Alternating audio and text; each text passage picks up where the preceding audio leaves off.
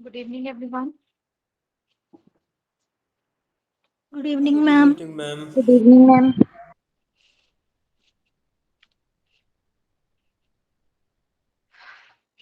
इतना irresponsible behaviour क्यों? पहले मुझे इस बात का जवाब दो।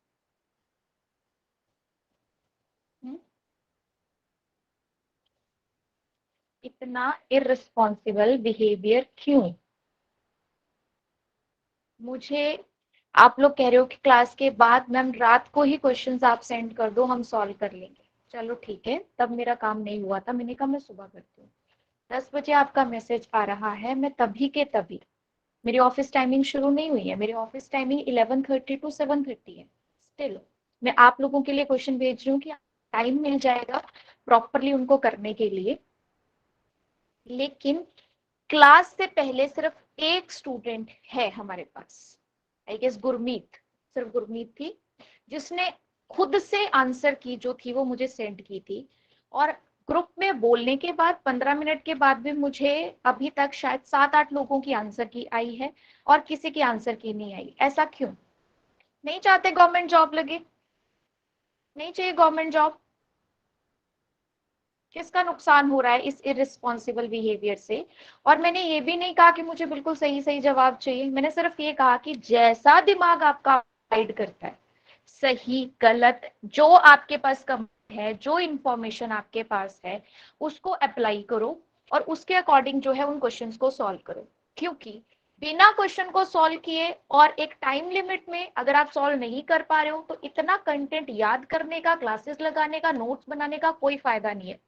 यहीं पे एक्चुअली पता चलता है कि आपको इस टॉपिक से कितना आया है, कितना नहीं आया है। बताओ जतिंदर, आंसर की क्यों सेंड नहीं करी?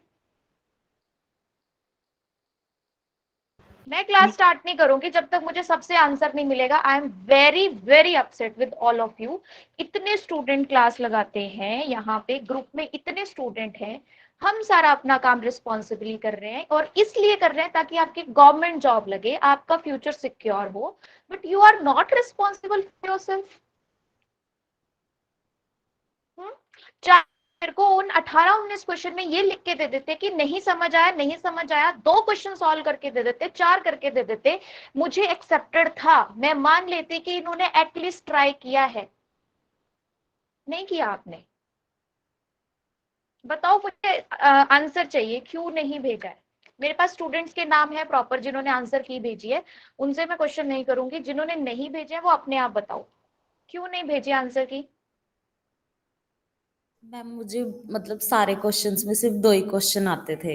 कोई मैम बात नहीं, इसलिए नहीं मैंने भेजे। मैंने अभी कहा कि मुझे नहीं चाहिए था कि आपको सारे क्वेश्चंस के आंसर आपने भेजने हैं। मुझे स्टूडेंट ने भेजा लिख के कि क्वेश्चन नॉट अंडरस्टूड, कोई बात नहीं, लेकिन मुझे ये चीज की तसल्ली है कि उसने अप्लाई वहां पे उसको चेक किया है, प्रैक्टिस करी, एटलीस्ट कोशिश तो की, ट्राई तो की। और यही मैं चाहती थी। इन क्वेश्चंस को सुबह से भेजने का मतलब क्या था? अदरवाइज मैं क्वेश्चन यहाँ देती, यहाँ करवा देती, क्योंकि मैं चाहती हूँ कि एक बार पहले आप उनको देखो। और जतिंदर, आपने आंसर नहीं दिया, क्यों सॉल्व नहीं किए? मैम एक्चुअली ना मतलब कि मैंने पहले मैसेजेस देखे नहीं थे, जब आपने कहा ना भी 5:15 पे, मैंने वो भी 5:05 पे देखा भी क्लास का लिंक नहीं आया, मैंने तब ऑडियो सुनी थी। लेकिन उससे पहले नहीं देखा कि सॉल्व करना चाहिए या कुछ भी है? बाकी लोग मैंने बताओ। मैंने मतलब कि 2 क्वेश्चन देखे थे, और एक तो मतलब कि डबल बॉन्ड वो टॉलुइन वाला था मेरे ख्याल से, जिसमें एचबीआर की एडिशन थी, और एक वो येलो प्रेसिपिटेट्स वाला था। वो एचबीआर वाला तो मेरे से हो गया था, येलो प्रेसिपिटेट वाला वो मेरे को समझ में नहीं आया था। मैंने 10-12 तो किए हैं, बाकी रहते हैं। कोई बात नहीं, मेरे को चाहिए था कि आप अटेम्प्ट करो और आंसर की। मैंने 15 मिनट क्यों दिए? इसीलिए दिए कि अगर कोई ऐसा स्टूडेंट है जिसने वो अटेम्प्ट किए हैं पहले से, तो जस्ट मुझे वो आंसर्स जितने क्वेश्चंस के आते हैं उतने करके दे। किसी भी स्टूडेंट ने पूरे आंसर नहीं भेजे हैं, बट मेरे को उनसे कोई शिकायत नहीं है। Even I appreciate their efforts कि उन्होंने एटलीस्ट ट्राई तो किया। हाँ जी मैम 15 मिनट्स ही ट्राई कीते सी 10 चो 7-8 हो गए एग्जैक्टली सी, 2 हाँ, नहीं आए। इन्होंने भी भेजे हैं और भी काफी स्टूडेंट है जिन्होंने भेजे। मैंने 15 मिनट इसलिए दिए ताकि आप जो आपका दिमाग आपको बता रहा है, जिस भी तरीके से गाइड कर रहा है, करो उनको। मैं यहाँ पे बता दूंगी, समझा दूंगी, आंसर भी मिल जाएगा आपको। तसल्ली है कि हमें आ गए प्रीवियस ईयर के सारे क्वेश्चन। लेकिन मैं सही बात अगर आपको बता दूं तो ये सही तरीका नहीं होता है किसी भी क्वेश्चंस को कोई भी पढ़ने के बाद करने का। सबसे पहले आपको खुद उनसे रूबरू होना चाहिए कि हमें क्वेश्चन कैसा लग रहा है, डिफिकल्ट लग रहा है, इजी लग रहा है, क्या हमें पहचान में आ रहा है कि जो टॉपिक हमने पढ़ा है उसमें से ये क्वेश्चन है, और अगर ये क्वेश्चन है तो कैसे पूछा गया है। आप लोगों के लिए मैंने रात को ही बैठ के सारी फाइल्स पढ़ी हैं, इक्वेशंस निकाले हैं ना। मुझे सच में बहुत मतलब नहीं था ये एक्सपेक्टेड कि ऐसा होगा। मैं बहुत अपसेट फील कर रही हूँ। आप लोग सॉरी ऐसा भी नहीं है कि मैम। छोटे बच्चे हो, आप लोग ऑलरेडी इतने बड़े हो, इवन मेरे से काफी एज में शायद बड़े हो। तो ये इररिस्पॉन्सिबल बिहेवियर, मेरा रिक्वेस्ट है कि आप प्लीज इसको फॉलो मत करो। बहुत ये गलत हैबिट है अगर आप ऐसा सोच के चल रहे हो। ये तो मैंने फर्स्ट टाइम ऐसे ट्राई कर लिया आप लोगों का कि मैं आंसर की देखती हूँ। अदरवाइज तो मतलब मेरे को पता ही नहीं चलता कि आप ये वाला ट्रेंड फॉलो कर रहे हो। इस तरीके से नहीं लगेगी गवर्नमेंट जॉब, याद रखना। सिंसेरिटी चाहिए, डिसिप्लिन चाहिए, रिस्पॉन्सिबल होना पड़ता है, तब जाके वो सीट के लिए आप डिजर्विंग होगे ना, तब वो सीट आपको मिलेगी। तो अपना इतना टाइम, इतनी एनर्जी, इतना पैसा सब अगर इन्वेस्ट कर रहे हो ना, तो उसको मंजिल तक लेके जाओ, और वो मंजिल तक सिर्फ ऐसे ही जाएगा। This is the first and last time कि मैं नहीं चाहती कि मैं आगे भी कभी आप लोगों से इस तरीके से बात करूं। मेरा मन नहीं था, बट क्योंकि जैसे मुझे रिस्पॉन्स मिला, मेरे को वो देख के अच्छा नहीं लगा है। अगर आपको कोई टास्क दिया जाता है, कोई होमवर्क दिया जाता है, प्लीज उसको टाइम रख के क्लास से पहले करो, ताकि आपको पता रहे कि आप कितने पानी में हो, आपको क्या चीजें पता है, क्या नहीं पता है, आप कितना अप्लाई कर पाते हो, कितना अप्लाई नहीं कर पाते हो। So this is the first and last time. Next time अगर कुछ भी ऐसा होमवर्क, टास्क कुछ भी दिया जाता है तो से पहले उसको कवर करना है। Is it clear to everyone? Yes ma'am. Yes ma'am. ठीक है, अब उन क्वेश्चंस पे मैं आ रही हूँ, क्योंकि इन क्वेश्चंस के बिना मैं आगे अगले टॉपिक पे नहीं जा सकती। रीजन क्या है कि मैंने तो अपनी तरफ से आपको ये पढ़ा दिया टॉपिक आपको। ठीक है, अगर मैं चाहती तो छोड़ देती कि कर लो आप प्रीवियस ईयर क्वेश्चंस, हेलो लेकिन मैम। उससे क्या। हाँ जी, मैम ਸਕਰੀਨ ਮੈਨੂੰ ਹੀ ਬਲਰ ਹੈ, ਇੱਕ ਸਭ ਨੂੰ ਆ ਰਹੀ ਹੈ, ਮੜੇ ਪੁੱਛੋ ਕਲਾਸ ਦੇ ਵਿੱਚ। सबको ब्लर आ रही है मैम स्क्रीन? ब्लर आ रही है। बीच में ब्लर हो जा रही है, बीच में ठीक हो जा रही है।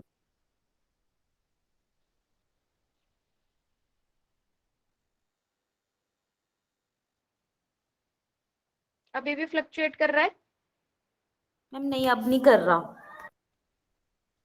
ओके, अगर करेगा बीच में तो बता देना, ठीक है। तो वाईफाई से ही चल रहा है, अगर नहीं हुआ तो मैं डाटा पे स्विच कर देती हूँ।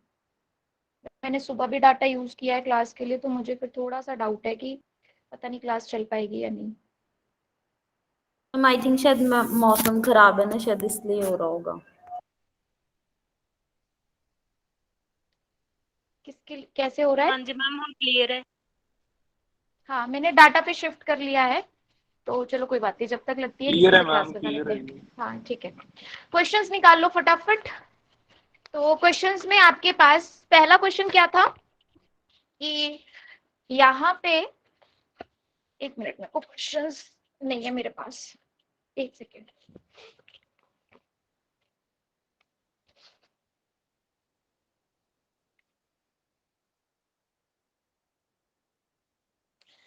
चलो, वैसे पहला क्वेश्चन मैम आपके पास सबके पास है ही। आप बताओ आपके अकॉर्डिंग क्या आंसर है। हाँ जी बोलो, क्या कह रहे हो? मैम रिडक्शन पूछी सी उन्होंने, डाई फिनाइल हाँ, मेरे पास एसिटाइलिन। एक्चुअली मैंने सॉल्व किए आंसर्स हैं, बट मैं चाह रही हूँ कि एग्जैक्ट क्वेश्चन मेरे को मिल जाए। मेरे को लैपटॉप में ओपन करना पड़ेगा। बी मैम, हम्म, बी ऑप्शन। अच्छा, सबका बी आया है। जिन्होंने सॉल्व किया, आंसर की सेंड नहीं किया, वो भी डिस्कस करेंगे एक बार, ताकि पता तो रहे कि आपने कितना किया है।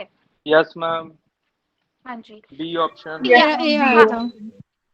यहाँ पे किसी भी स्टूडेंट को कोई भी दिक्कत आई हो स्ट्रक्चर बनाने में, क्वेश्चन को समझने में, पहले तो मुझे ये बताओ। आंसर तो हम बाद में ढूंढेंगे कि क्या स्टेटमेंट दिया वो नहीं समझ आया, स्ट्रक्चर क्या बनाना था वो नहीं समझ आया, किस टॉपिक का क्वेश्चन है वो नहीं समझ आया। ऐसी किसी को भी कोई प्रॉब्लम है? मैम आप क्वेश्चन एक बार लिख सकते हो, क्योंकि क्वेश्चन फोन में ही है तो हमने क्लास ऑन की हुई है। हाँ मैं एक्चुअली क्वेश्चन ही ओपन कर रही हूँ लैपटॉप पे, एक बार मैं ओपन कर देती हूँ, फिर मैं बात साथ साथ में बोलती जाऊंगी।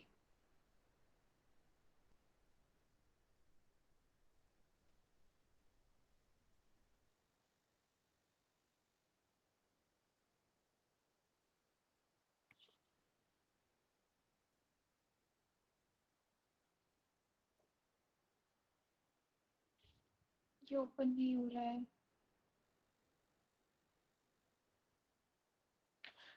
ओके ये नहीं ओपन हो रहा है, इसमें बहुत टाइम लगेगा ओपन होने में। मैं डायरेक्ट आपको बता रही हूँ, जो क्वेश्चन नंबर 21 था आपके पास, सबसे पहले मैंने भेजी थी इमेज, उसमें ये बोला गया था कि हमारे पास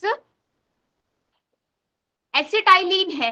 पहले आप उस पे पेरेंट एटम पे ध्यान देना, एसिटाइलिन था और एसिटाइलिन के साथ क्या लिखा हुआ था? 1,2 डाइफिनाइल। मैम सीधा डाइफिनाइल। हाँ जी। अच्छा सिर्फ डाइफिनाइल लिखा हुआ था, है ना? तो डाइफिनाइल एसिटाइलिन अगर हमें दिया हुआ है तो आपको पेरेंट एटम पे ध्यान देना था। पेरेंट एटम में यहाँ H होता है। अब यहाँ पे क्या किया गया है? H को हटा के क्या रखा गया है? यहाँ पे फिनाइल रखा गया है। अब इसमें इन्होंने बोला कि आपको सिस प्रोडक्ट मिल रहा है, तो पहले तो क्वेश्चन को समझो कि सिस प्रोडक्ट मिलने का मतलब दोनों हाइड्रोजन सेम साइड है। अगर सिस प्रोडक्ट हमारे पास मिला तो उसके लिए सबसे परफेक्ट कौन सा रिएजेंट है ना? तो उसमें जहां तक मेरे को ध्यान में है, जो जो मेरे को ऑप्शन ध्यान में है मैं यहाँ पे लिखती चलूंगी। एक आप फर्स्ट क्या था मेरे को बता दो? Platinum by hydrogen. Difference of hydrogen. Hydrogen with platinum है। लिंडलार्स कैटलिस्ट है with hydrogen. Then liquid ammonia in the presence of ethanol. Liquid, हाँ liquid ammonia in the presence of ethanol. और फोर्थ लिथियम एल्यूमिनियम हाइड्राइड। ठीक है। अब देखो इन के दो इक्विवेलेंट हैं। कौन से? लिक्विड अमोनिया के दो इक्विवेलेंट हैं। अच्छा दो इक्विवेलेंट्स दिए हैं, ठीक है। तो हमारे पास यहाँ पे ये जो चार ऑप्शंस दिए गए हैं, इन चारों ऑप्शंस में पहले एलिमिनेशन आपको पता होनी चाहिए। पहली बात तो ये थी कि हमारे पास इस रिएक्शन में हुई है रिडक्शन, ट्रिपल से बना डबल बॉन्ड, ठीक। अब हमारे पास अगर हाइड्रोजन यूज किया जाए तो वो भी रिडक्शन कर सकता है, लिंडलार्स कैटलिस्ट यूज किया जाए तो वो भी रिडक्शन कर सकता है। नो डाउट ये बर्च रिएजेंट है ना? हमारे पास लिथियम विद लिक्विड अमोनिया ऐसा कुछ दिया होगा। बिर्च तो रिडक्शन। ये हाँ बर्च रिडक्शन है, ये भी करता है। लिथियम एल्यूमिनियम हाइड्राइड नहीं करता, सिंपल ट्रिपल बॉन्ड पे रिएक्शन नहीं करता है। लिथियम एल्यूमिनियम हाइड्राइड के लिए एक्टिवेटेड ट्रिपल बॉन्ड होते हैं, वो एक अलग कैटेगरी है प्रोपार्जिलिक एल्कोहल्स की, वहां पे करता है। तो लिथियम एल्यूमिनियम हाइड्राइड तो करेगा नहीं। बच गए ये तीन। तो यहाँ पे हमने बर्च रिएजेंट को कैसे एलिमिनेट किया? ये बनाता है ट्रांस वाला बनाता है ये। हाँ बताइए क्लास में, ये बनाएगा ट्रांस, जबकि इनके रिक्वायरमेंट है सिस, तो ये भी नहीं होगा। बच गया फर्स्ट और सेकंड। फर्स्ट और सेकंड में कैसे किया? हम हाइड्रोजन वाला नहीं करेगा, हाइड्रोजन और निकल में हमने बोला था कि वो हाँ, सिस तो वाला प्रोडक्ट बनाता है। तो बी ऑप्शन जिन्होंने किया है वो मुझे बताओ कि इन दोनों में से उन्होंने फर्स्ट को एलिमिनेट कैसे किया?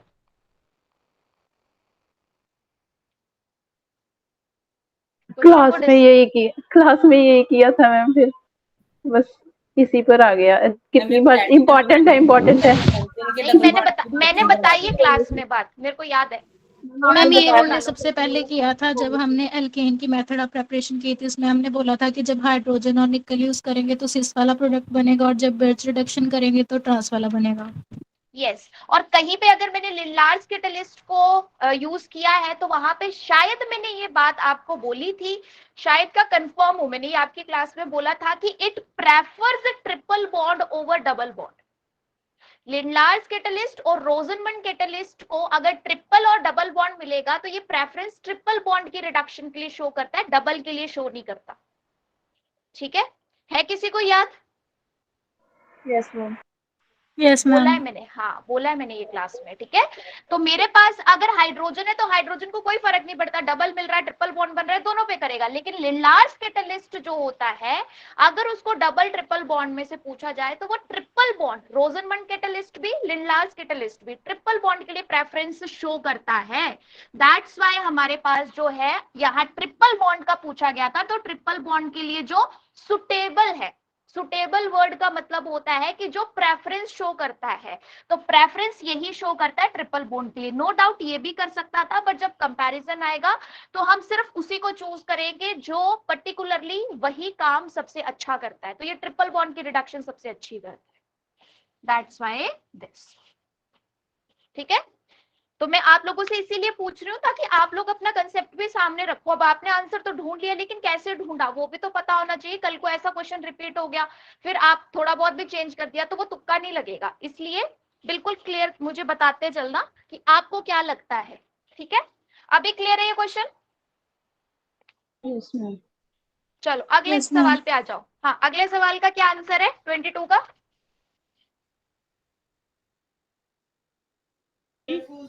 ऑक्सीडेशन होगी, हाँ जी, इपॉक्साइड बनेगा शायद। ए बन नहीं मेरे को ऑप्शन बताओ, कौन सा ऑप्शन सही है? ए ए बी मैंने किया था। C epoxidation followed by hydrolysis. C option ma'am.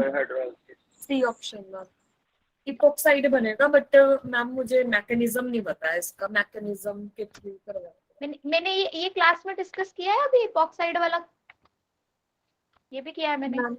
I didn't attend that class. किया है। देखो आपके पास दिया गया था कि ओलेफी हमें यहाँ पे क्या चाहिए था, हमें चाहिए था एंटी डायोल, है ना, कि एंटी या ट्रांस टाइप की डाइहाइड्रोक्सिलेशन वाला प्रोडक्ट हमें कहाँ से मिल सकता है। तो सीधा सीधा पता चल रहा था कि ट्रांस डाइहाइड्रोक्सिलेशन का मतलब है कि दो OH ग्रुप आने चाहिए, लेकिन ट्रांस फॉर्म में आने चाहिए, एक अबव एक बिलो, एक अप एक डाउन, कैसे भी मतलब एक दूसरे के अपोजिट। तो अगर मैं ऑस्मियम टेट्राऑक्साइड किसी एल्कीन के साथ लेती हूँ, ऑस्मियम टेट्राऑक्साइड, तो मेरे पास डायोल बनता है या नहीं? बनेगा मैम, दोनों ये सिक्स प्रोडक्ट बनेगा। हाँ बनेगा, लेकिन हाँ बनेगा लेकिन सिस बनेगा। यस, आपको यही डिफरेंस पता होना चाहिए। गुड। KMNO4 के साथ लिया तो जनरली अगर हमें प्रॉपर तरीके से देना है तो KMNO4 को बेसिक कंडीशन के साथ देना चाहिए। अगर डायोल बनाना है ना तो हमें बेसिक कंडीशन के साथ देना चाहिए, लेकिन इन्होंने सिंपल ही दिया था। तो कोई बात नहीं, डाइहाइड्रोक्सिलेशन की बात हो रही है तो अपने आप ही क्लियर है कि यहाँ पे हमारे पास ये डायोल के बारे में ही बात कर रहा है, ठीक है। तो इसमें भी बनता है सिस, दोनों OH सेम साइड से आते हैं। अच्छा, एक ऑप्शन नन ऑफ दीज था इसमें? All of these. No ma'am, अच्छा, ऑल ऑफ दीज था। All of these. ठीक है, ओके कोई बात नहीं, क्वेश्चन ओपन हो गया मेरे पास। हाँ, ऑल ऑफ दीज था। और एक है epoxidation followed by hydrolysis. Yes, that was right answer for this question. Epoxidation का मतलब था ओलेफिन पे किसी भी रिएजेंट की हेल्प से इपॉक्साइड बनाना, बन गया। उसके बाद हाइड्रोलिसिस करने का मतलब क्या है, हाइड्रोलिसिस में H+ भी मिलेगा, OH नेगेटिव भी रिंग मिलेगा। ओपनिंग। Yes, ring opening. तो ये OH ऑक्सीजन जो होगा पहले H+ को एक्सेप्ट करेगा। एक्सेप्ट करने से क्या होगा, इसमें ऑक्सीजन पे पॉजिटिव चार्ज आ जाएगा। पॉजिटिव चार्ज आने का मतलब कि यहाँ पे रिंग क्या हो गई है, ज्यादा अनस्टेबल हो गई है। ऑक्सीजन वैसे ही 3 मेंबर रिंग थी, छोटी रिंग थी, इसने इससे पॉजिटिव चार्ज लेके मतलब प्रोटॉन को एक्सेप्ट करके पॉजिटिव चार्ज ले लिया और ये हमारे पास और ज्यादा अनस्टेबल हो गई। तो अब ये जो वाटर का OH नेगेटिव होता है ये अटैक एंटी करता है। मैंने कहा था कि SN2 अटैक करता है, ध्यान रखना। और फिर मैंने ये भी कहा था कि मैं आगे बताऊं कि SN1 SN2 क्या होता है डिटेल में, बस ये याद रख लो कि एंटी अटैक करता है। तो एंटी अटैक करने का मतलब है कि अगर मेरे पास ये रिंग ओपन होके OH ऊपर की तरफ है तो ये जो नया OH आएगा ये नीचे वाली तरफ आएगा, मतलब दोनों एक दूसरे के trans. So this was the right option, epoxidation followed by hydrolysis. ठीक, तो फर्स्ट स्टेप है जिसमें इपॉक्साइड बना है वो हाँ। कैसे हो? वो वो कैसे? आपके पास या तो MCPBA रिएजेंट से हो जाता है, जिसका पूरा नाम है मेटाक्लोरोपरबेंजोइक एसिड, कार्बेंजोइक एसिड, और कोई दूसरा आपके पास फेमस H2O2 हाइड्रोजन पर oxide with base NaOH। These are two famous reagents for epoxidation। ये भी करवा सकता है, ये भी करवा सकता है, ठीक है। हाँ, ये जरूर है कि it prefers alpha beta unsaturated, मतलब जैसे ये डबल बॉन्ड तो सिंपल दिया है, बट इसको कैसा डबल बॉन्ड चाहिए जिसके आगे ऐसे कार्बोनिल हो, अल्फा बीटा ऐसा डबल बॉन्ड अगर हो तो ये प्रेफरेंस शो करता है। मेरे इन शब्दों पे थोड़ा सा ध्यान देना, प्रेफरेंस का मतलब होता है जब इसको ऑप्शन मिले, अगर इसको ऑप्शन मिले एक ही सबस्ट्रेट में दो डबल बॉन्ड है, एक double bond alpha beta unsaturated वाला है, एक सिंपल, तो ये अल्फा बीटा अनसेचुरेटेड पे करेगा। बट अगर इसको ऑप्शन मिला सिर्फ उसमें डबल बॉन्ड ही एक है, अल्फा बीटा अनसेचुरेटेड जैसा कुछ नहीं, सिंपल है, तो ये अपना काम करेगा वहां पे। प्रेफरेंस तभी शो की जाती है जब उसके पास दूसरा ऑप्शन नहीं है। तो ये दोनों आपके इपॉक्सिडाइजिंग रिएजेंट है। चलिए नेक्स्ट, बहुत बढ़िया क्वेश्चन है अगला, C the- option. C option है। Okay, Aniline is more basic than toluene, which is more basic than benzene. But basic क्यों चाहिए हमें? इलेक्ट्रोफिलिक सब्स्टिट्यूशन करवानी है तो उसको मैक्सिमम ज्यादा इलेक्ट्रॉन्स चाहिए अटैक हाँ, करने तो के लिए। इलेक्ट्रोफाइल के अपोजिट कौन आएगा? न्यूक्लियोफाइल। न्यूक्लियोफाइल वो इलेक्ट्रॉन तो आप डेंसिटी बढ़ा हाँ ये देगी। बोलोगे के ऊपर ज्यादा होनी चाहिए। मोर न्यूक्लियोफिलिक है, आपको ये बोलना है, ठीक है। देखो क्वेश्चन को समझो, क्वेश्चन अटैच होना चाहिए बेंजीन के ऊपर, क्या होना चाहिए? इलेक्ट्रॉन रिलीजिंग ग्रुप अटैच होना चाहिए अगर हमने इलेक्ट्रोफिलिक अटैक करवाना है। हाँ, देखो आपके पास क्वेश्चन था the relative reactivities of benzene, aniline, toluene and nitrobenzene towards electrophilic substitution. तो इलेक्ट्रोफिलिक सब्स्टिट्यूशन का सीधा सीधा मतलब है कि इलेक्ट्रोफाइल के साथ रिएक्शन करवानी है आपने, किस किस की? चलो, सबसे पहले आपके पास एक था बेंजीन, एक था आपके पास टॉल्यूइन, एक था आपके पास एनिलीन, और एक आपके पास था क्या? Nitrobenzene. Yes ma'am. Yes ma'am. ठीक है, अब आपने ना इनको इलेक्ट्रोफाइल के साथ रिएक्ट करवाना है। तो सीधी सी बात है, अगर इन्होंने इलेक्ट्रोफाइल के साथ सब्स्टिट्यूशन रिएक्शन शो करनी है तो इनको न्यूक्लियोफिलिक होना पड़ेगा, और न्यूक्लियोफिलिक होने के लिए इनका जो इलेक्ट्रॉन डोनेट करने की कैपेसिटी है वो अच्छी होनी चाहिए, क्योंकि ये सारे इलेक्ट्रोफाइल तो जुड़ेंगे रिंग के ऊपर। अगर रिंग के ऊपर आना है तो देखो बेंजीन रिंग तो सबके पास है, फर्क आ रहा है इन ग्रुप्स की वजह से। और अगर इस रिंग को न्यूक्लियोफिलिक होना है तो इसके पास इलेक्ट्रॉन डोनेटिंग ग्रुप्स होने चाहिए। तो हमारे पास CH3 इलेक्ट्रॉन डोनेटिंग ग्रुप है, इस पे कोई ग्रुप नहीं है। NH2 हमारे पास यहाँ कैसे काम करेगा? डोनेटिंग या withdrawing? Donating ma'am, donating. Donating, ठीक है। दो और NO2 विड्रॉइंग। अब मुझे ये बताओ, मुझे ये पता है ये रिलीजिंग है, मुझे ये पता है ये भी रिलीजिंग है, ये विड्रॉइंग है, इस पे कोई ग्रुप नहीं।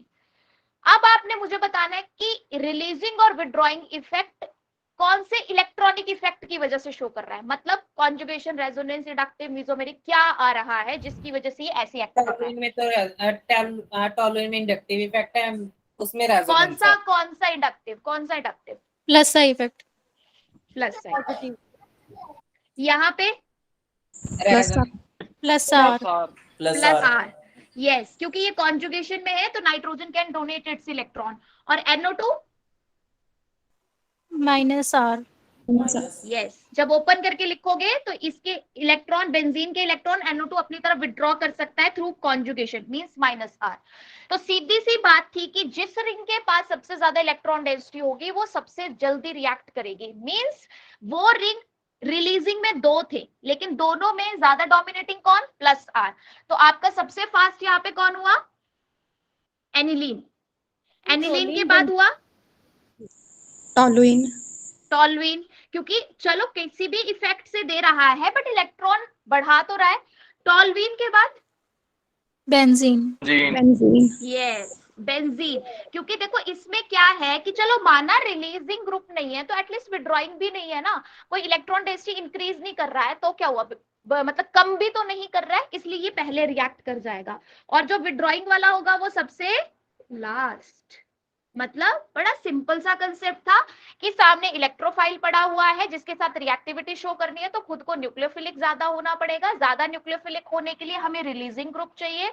अगर 2 से ज्यादा रिलीजिंग ग्रुप हमारे पास आ जाते हैं तो हम अपने ट्रेंड को याद कर लेंगे कि हमारे पास पहले रेजोनेंस आता है, उसके बाद बाकी इफेक्ट्स आते हैं, तो रेजोनेंस की ज्यादा स्ट्रॉन्ग डोमिनेंस होगी ओवर अदर्स।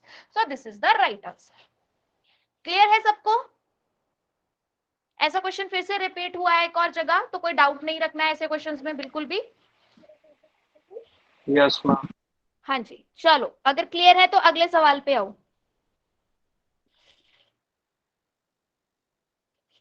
ये 24th क्वेश्चन हुआ किसी का? मैम गेस किया है, शायद बी आएगा इसका आंसर, क्योंकि मैम ये समझ नहीं आया।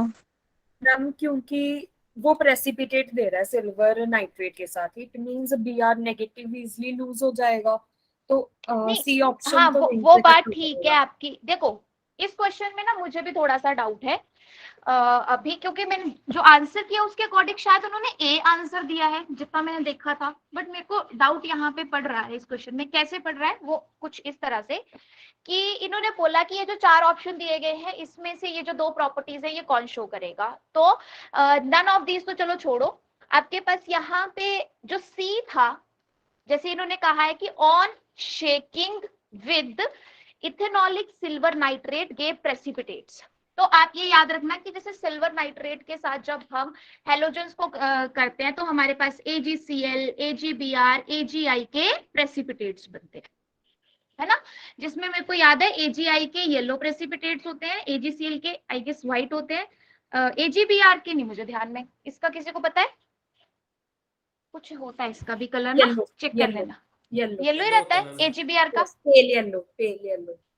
पेल येलो, ठीक है।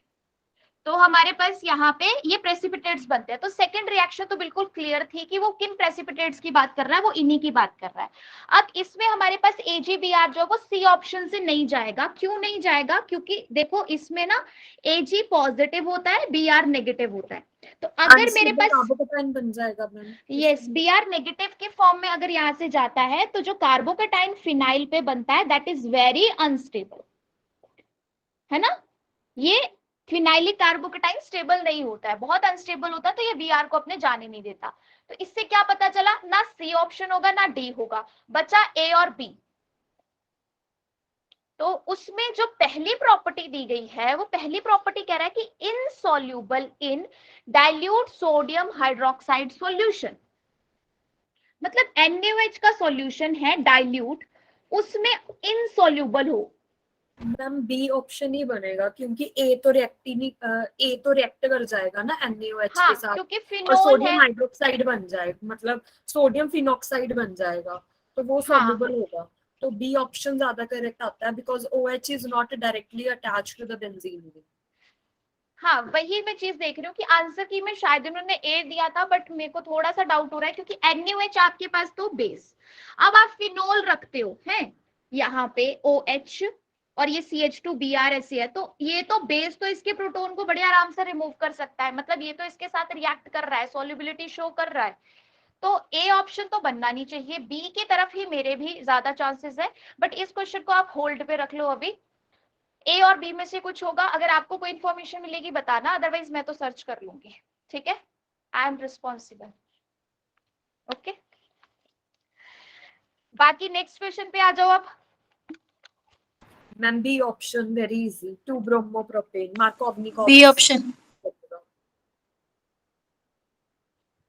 ये सुन के मुझे अच्छा लग रहा है कि जब आपके पास इंफॉर्मेशन होती है तो आप उस क्वेश्चन को वेरी इजी, बहुत आसान डिफाइन कर देते हो, जिस क्वेश्चन में नहीं होती है वेरी डिफिकल्ट।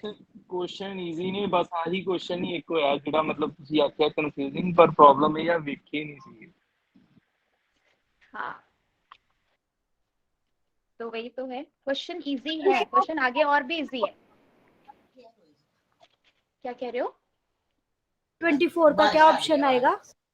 24 होल्ड पे रखा है, ए और बी में से। आंसर की में शायद इन्होंने ए दिया है, बट मेरे को ए के चांसेस लग नहीं रहे हैं, इसलिए इस पे मैं थोड़ा और सर्च कर लूंगी, फिर मैं आपको बताऊंगी। बी की तरफ मेरा थोड़ा ज्यादा रुझान है, होना चाहिए, बट कंफर्म नहीं हुआ है अभी किसी मतलब पक्के सोर्स से, इसलिए मैं अभी कंफर्म नहीं करवा रही हूँ आपको। ठीक है, चलो अगला सवाल क्या है? The product of reaction of pure HBr with propene is. तो प्रोपीन आपके पास आ गया CH3 CH double bond CH2 HBr के साथ रिएक्शन है, बहुत क्लियर है कि अनसिमेट्रिकल ओलेफिन दी है, HBr दिया है, इस पे पार्शियल पॉजिटिव, इस पे पार्शियल नेगेटिव, नेगेटिव वाला पार्ट वहां जाएगा जहां पे ज्यादा स्टेबल कार्बोकेटाइन बन सकता है due to this methyl, that's why bromine इस कार्बन पे और हाइड्रोजन इस कार्बन पे, और ये आपके पास क्या बन जाएगा? CH3 CHBr and then CH3, मतलब क्या नाम है इसका? 2 bromo propane. Propane. 2 bromo propane. ठीक, अगला सवाल। मैम फर्स्ट ऑप्शन ही आएगा नेक्स्ट का, 1 2 3 4। 26 में रिएक्टिविटी पूछी गई थी, 26 एल्कीन्स A की part। पूछी गई थी। हाँ, एल्कीन की पूछी गई थी। देखो बिल्कुल वैसे ही क्वेश्चन है, क्या चेंज किया? वहां पे एरोमेटिक रिंग ली थी, यहाँ पे मतलब एरोमेटिक हाइड्रोकार्बन लिया था, यहाँ एल्कीन ले लिया, लेकिन चलेगा तो कंसेप्ट हमारा सेम वैसा ही। यहाँ भी वही रिएक्टिविटी पूछी गई थी। तो आपके पास क्या क्या एल्कीन्स हैं? फर्स्ट ये दी गई है, नाम दिए थे ना इनके, हाँ, 2 मिथाइल प्रोपीन, देन हमारे पास प्रोपीन, देन हमारे पास नेक्स्ट क्या था? इथीन और प्रोपिनोइक एसिड।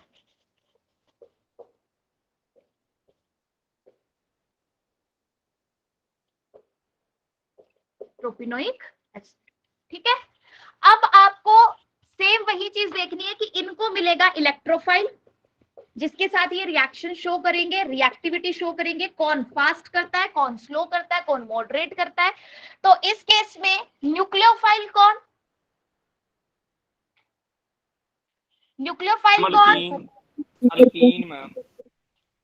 हाँ, एल्कीन के पाई इलेक्ट्रॉन्स, है ना, पाई बॉन्डेड इलेक्ट्रॉन्स जो है वो न्यूक्लियोफाइल का काम कर रहे हैं। तो अब हमें क्या देखना है कि इन पाई इलेक्ट्रॉन्स को अपने साथ कैसे ग्रुप मिल रहे हैं। अगर रिलीजिंग ग्रुप मिलेंगे तो इसकी इलेक्ट्रॉन डेंसिटी इंक्रीज होगी, विड्रॉइंग ग्रुप मिलेंगे तो इलेक्ट्रॉन डेंसिटी कम होगी। और हमें चाहिए कि अगर हम इलेक्ट्रोफाइल के साथ रिएक्शन करवा रहे हैं तो ओलेफिन के साथ कैसे ग्रुप होने चाहिए? Electron donating.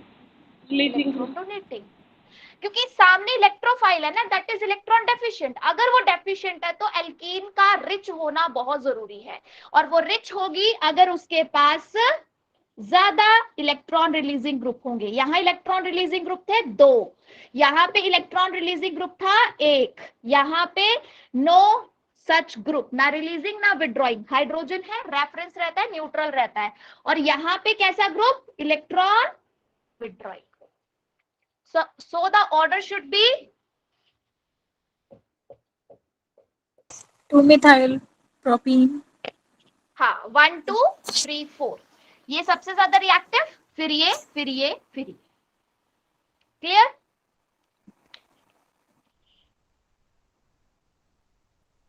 Question number 27। हम 3 बनेंगे इसके, 3 डाइक्लोरो साइक्लोपेंटेन। पक्का 3 बनेंगे? यस मैम, एक 1 1 बनेगा, एक 1 2, एक 1 3। सबका आंसर यही आ रहा है?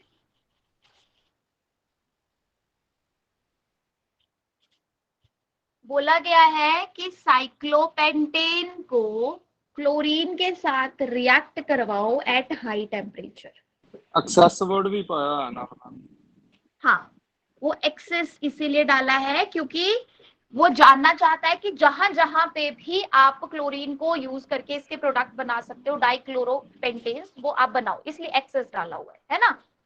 तो अब देखो इस क्वेश्चन को पूछने का ना कई बार तरीका ऐसे होता है कि हमारे पास वो कहता है कि including stereo isomers, including stereo isomers. तो ये क्वेश्चन दो तरह से बनता है, मैं दोनों तरह से आपको करवाती हूँ। अगर जैसे इसने सिंपली पूछा है तो मेरे पास डाइक्लोरो का क्या मतलब है, डाइक्लोरो का मतलब है कि 2 क्लोरीन आने चाहिए। तो मेरे पास एक पॉसिबिलिटी क्या बनती है कि दोनों क्लोरीन सेम कार्बन पे आ गए, तो मैं इसको बोल दूंगी 1,1 डाइक्लोरो साइक्लोपेंटेन। ठीक, अब जैसे ये 1,1 पे आए, मेरे पास दूसरी पॉसिबिलिटी क्या बनती है कि ये 1,2 पे भी आ सकता है। एक क्लोरीन 1 पे, एक 2 पे, तो मैं बोलूंगी 1,2 डाइक्लोरो साइक्लोपेंटेन। ठीक, देन हमारे पास तीसरा जो है वो कैसे बन सकता है, 1,3 1,2,3 1,4 नहीं बन सकता क्या इस पे? है ही नहीं 1,4। क्यों? अगर मैं यहाँ से 4th पोजीशन पे ले जाऊं तो मैम दूसरी साइड से काउंटिंग करेंगे ना, 1,3 ही होगा। यस, क्योंकि अगर आप सोचो कि 1,4 यहाँ पे हम बना दे तो आप तो नंबरिंग इस हिसाब से देते हो कि लोएस्ट नंबर मिले, तो आप तो फिर यहाँ से गिरना शुरू कर दोगे, तो यहाँ से गिरना शुरू करोगे तो वो फिर 1,3 बन जाएगा। मतलब 1,4 जैसा इसमें होता नहीं है, 1,3 तक ही जाएगा। तो 1,1 1,2 1,3। इन केस अगर उसने ये नहीं मेंशन किया है कि इंक्लूडिंग स्टीरियो आइसोमर्स, तो इसका आंसर जो है वो 3 होना चाहिए, इसका आंसर जो है वो 3 होना चाहिए। बट अगर उसने लिखा है ये आपके पास है विदाउट स्टीरियो आइसोमर्स, बट कई बार क्वेश्चंस में ऐसा होता है कि वो विद स्टीरियो आइसोमर पूछता है, तो स्टीरियो आइसोमर्स में आपका ये मतलब पूछने का मतलब है कि सिस, ट्रांस, आर, एस ऐसे वाले सिस्टम्स अगर बन सकते हैं तो वो सब इंक्लूड करो। तो यहाँ पे क्या होगा कि हमारे पास अगर विदाउट स्टीरियो आइसोमर है तो आंसर आ गया 3, लेकिन विद स्टीरियो आइसोमर्स अगर पूछता है तो क्या होना चाहिए? उसमें हम कायरल कार्बन्स को काउंट कर लेंगे, ये कितने मैम 6 आ जाएंगे फिर। 6 तो नहीं, सोचो फिर थोड़ा और। 5 आएंगे मैम। आएंगे। इसमें हम क्या चेक करेंगे, इसमें हम चेक करेंगे सिस और ट्रांस वाला सिस्टम। जब स्टीरियो आइसोमर्स की बात करता है तो हम सिस ट्रांस देखेंगे। जो 1,1 है इसमें तो सिस ट्रांस हो नहीं सकता, लेकिन जब 1,2 है तो सिस ट्रांस हो सकता है। यस, दोनों क्लोरीन सेम साइड होंगे तो सिस, दोनों क्लोरीन अपोजिट साइड होंगे तो ट्रांस। मतलब इसकी सिस फॉर्म भी हो सकती है, इसकी ट्रांस फॉर्म भी हो सकती है 1,2 में। और जो 1,3 है उसमें भी सेम, दोनों क्लोरीन अगर सेम साइड है, दोनों क्लोरीन अगर सेम साइड है तो हमारे पास ये सिस भी दे सकता है, और दोनों क्लोरीन अपोजिट हो जाए, एक अबव एक बिलो, तो ट्रांस भी दे सकता है। बट ये एक्चुअली टोटल स्टीरियो आइसोमर्स नहीं है इसके, अभी और भी आएंगे। अभी इसके अलावा is there any formula to calculate the total number of isomers? Formula भी होता है हमारे पास कैलकुलेट करने का। वो हम स्टीरियो केमिस्ट्री में हमने किया है कि कितने कायरल सेंट, वो एक अलग पार्ट है कि आपके पास किसी मॉलिक्यूल में कितने नंबर ऑफ कायरल सेंटर्स है, या डबल बॉन्ड ऐसे है जो इजेड कन्फिगरेशन शो कर सकते हैं, उसके अकॉर्डिंग हम कैलकुलेट करते हैं। ये हमने स्टीरियो में किया हुआ है कवर। बट यहाँ पे जो हम देख रहे हैं वो हम पॉसिबिलिटी के बेसिस पे देख रहे हैं। हाँ, स्टीरियो का एक पार्ट आपके पास एक्स्ट्रा क्या आएगा, सबको लगेगा कि यस 5 हमारे पास बन सकते हैं, इसके अलावा तो और क्या ही पॉसिबिलिटी है। ये 1 हो गया, 2 इसकी फॉर्म सिस अलग, ट्रांस अलग, 2 इसकी फॉर्म, टोटल 5 हो गए। बट एक्चुअली आपके पास 7 बन सकते हैं। एक्चुअली टोटल स्टीरियो आइसोमर्स अगर हम विद स्टीरियो आइसोमर्स कैलकुलेट करते हैं तो 7 बन सकते हैं। और वो 7 कैसे, जो सिस होगा ना, सिस आपके पास जैसे सपोज इस तरीके से एग्जिस्ट करेगा कि क्लोरीन अप, तो यहाँ पे भी क्लोरीन अप, दिस इज सिस, है ना। ट्रांस में क्या होगा, एक क्लोरीन अप और दूसरा क्लोरीन डाउन।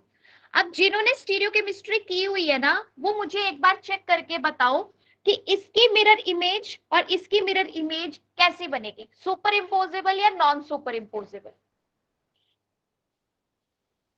सिमेट्री मेथड से चेक कर लो, प्लेन प्रेजेंट है, सेंटर ऑफ इन्वर्जन प्रेजेंट है या नहीं, वो सब करके। मैम निचले में तो आराम से देखो, अच्छे से ऑब्जर्व करो। प्लेन ऑफ सिमेट्री है, नीचे में प्लेन ऑफ सिमेट्री नहीं है। नहीं है, जो आपके पास सिस वाली फॉर्म होगी उसमें प्लेन ऑफ सिमेट्री मिल जाएगी। कैसे मिल जाएगी प्लेन ऑफ सिमेट्री? देखो अगर आप ऐसे लिखते हो, ये 1 3 है ना, चलो मैं इसको 1 बोल देती हूँ, ये मेरे पास 2, ये मेरे पास 3, तो ज्यादा क्लियरली आपको समझ आ जाएगा। ये क्लोरीन ऊपर, ये क्लोरीन ऊपर, H नीचे, H नीचे। अगर मैं इस मॉलिक्यूल को ऐसे डिवाइड करूं तो ये मॉलिक्यूल मेरे पास 2 इक्वल हाफ्स में डिवाइड हो जाएगा प्रॉपर्ली। 2 इक्वल हाफ्स में डिवाइड होने का क्या मतलब है कि इसमें प्लेन ऑफ सिमेट्री है, और जिसमें प्लेन ऑफ सिमेट्री होती है उसकी मिरर इमेज कैसी बनती है? Super imposable. सुपर इम्पोजेबल, जिसमें प्लेन ऑफ सिमेट्री होगी मॉलिक्यूल में उसकी मिरर इमेज सुपर इम्पोजेबल बनेगी। और सुपर इम्पोजेबल मिरर इमेज बनने का मतलब होता है कि that is not different molecule, वो सेम मॉलिक्यूल है। सुपर इम्पोजेबल मिरर इमेज के साथ जो मतलब रिलेशन है उसको हम एक अलग फॉर्म नहीं मान सकते इस मॉलिक्यूल की, वो सेम ही माना जाता है। बट क्योंकि ट्रांस में आपको वो प्लेन ऑफ सिमेट्री नहीं मिलेगी। क्यों नहीं मिलेगी? क्योंकि इसका क्लोरीन अप है, इसका क्लोरीन डाउन है, तो अप के सामने अप चाहिए होता है, वो है नहीं। अब इसमें अगर प्लेन ऑफ सिमेट्री नहीं है तो इसकी मिरर इमेज कैसी बनेगी? Non super imposable.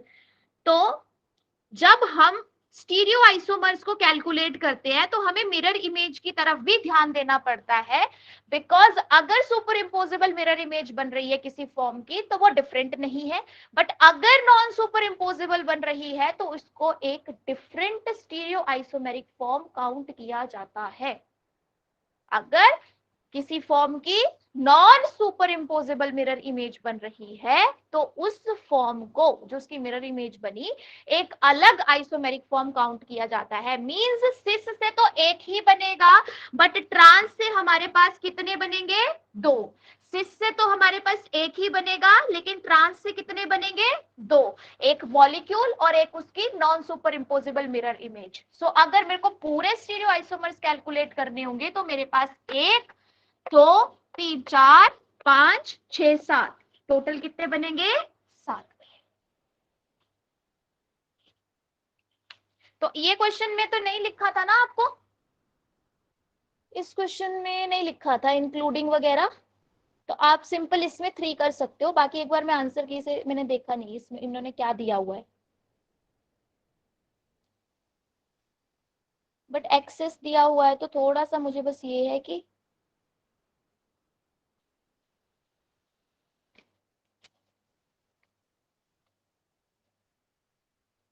चलो कोई बात नहीं। तो इसमें आपके पास वैसे यहाँ पे क्योंकि इन्होंने नहीं मेंशन किया था तो उस अकॉर्डिंग 3 ही होना चाहिए, क्योंकि जब हमारे पास इंक्लूडिंग स्टीरियो आइसोमर्स लिखा जाता है तब हम इसका आंसर 7 लिख सकते हैं। ठीक है,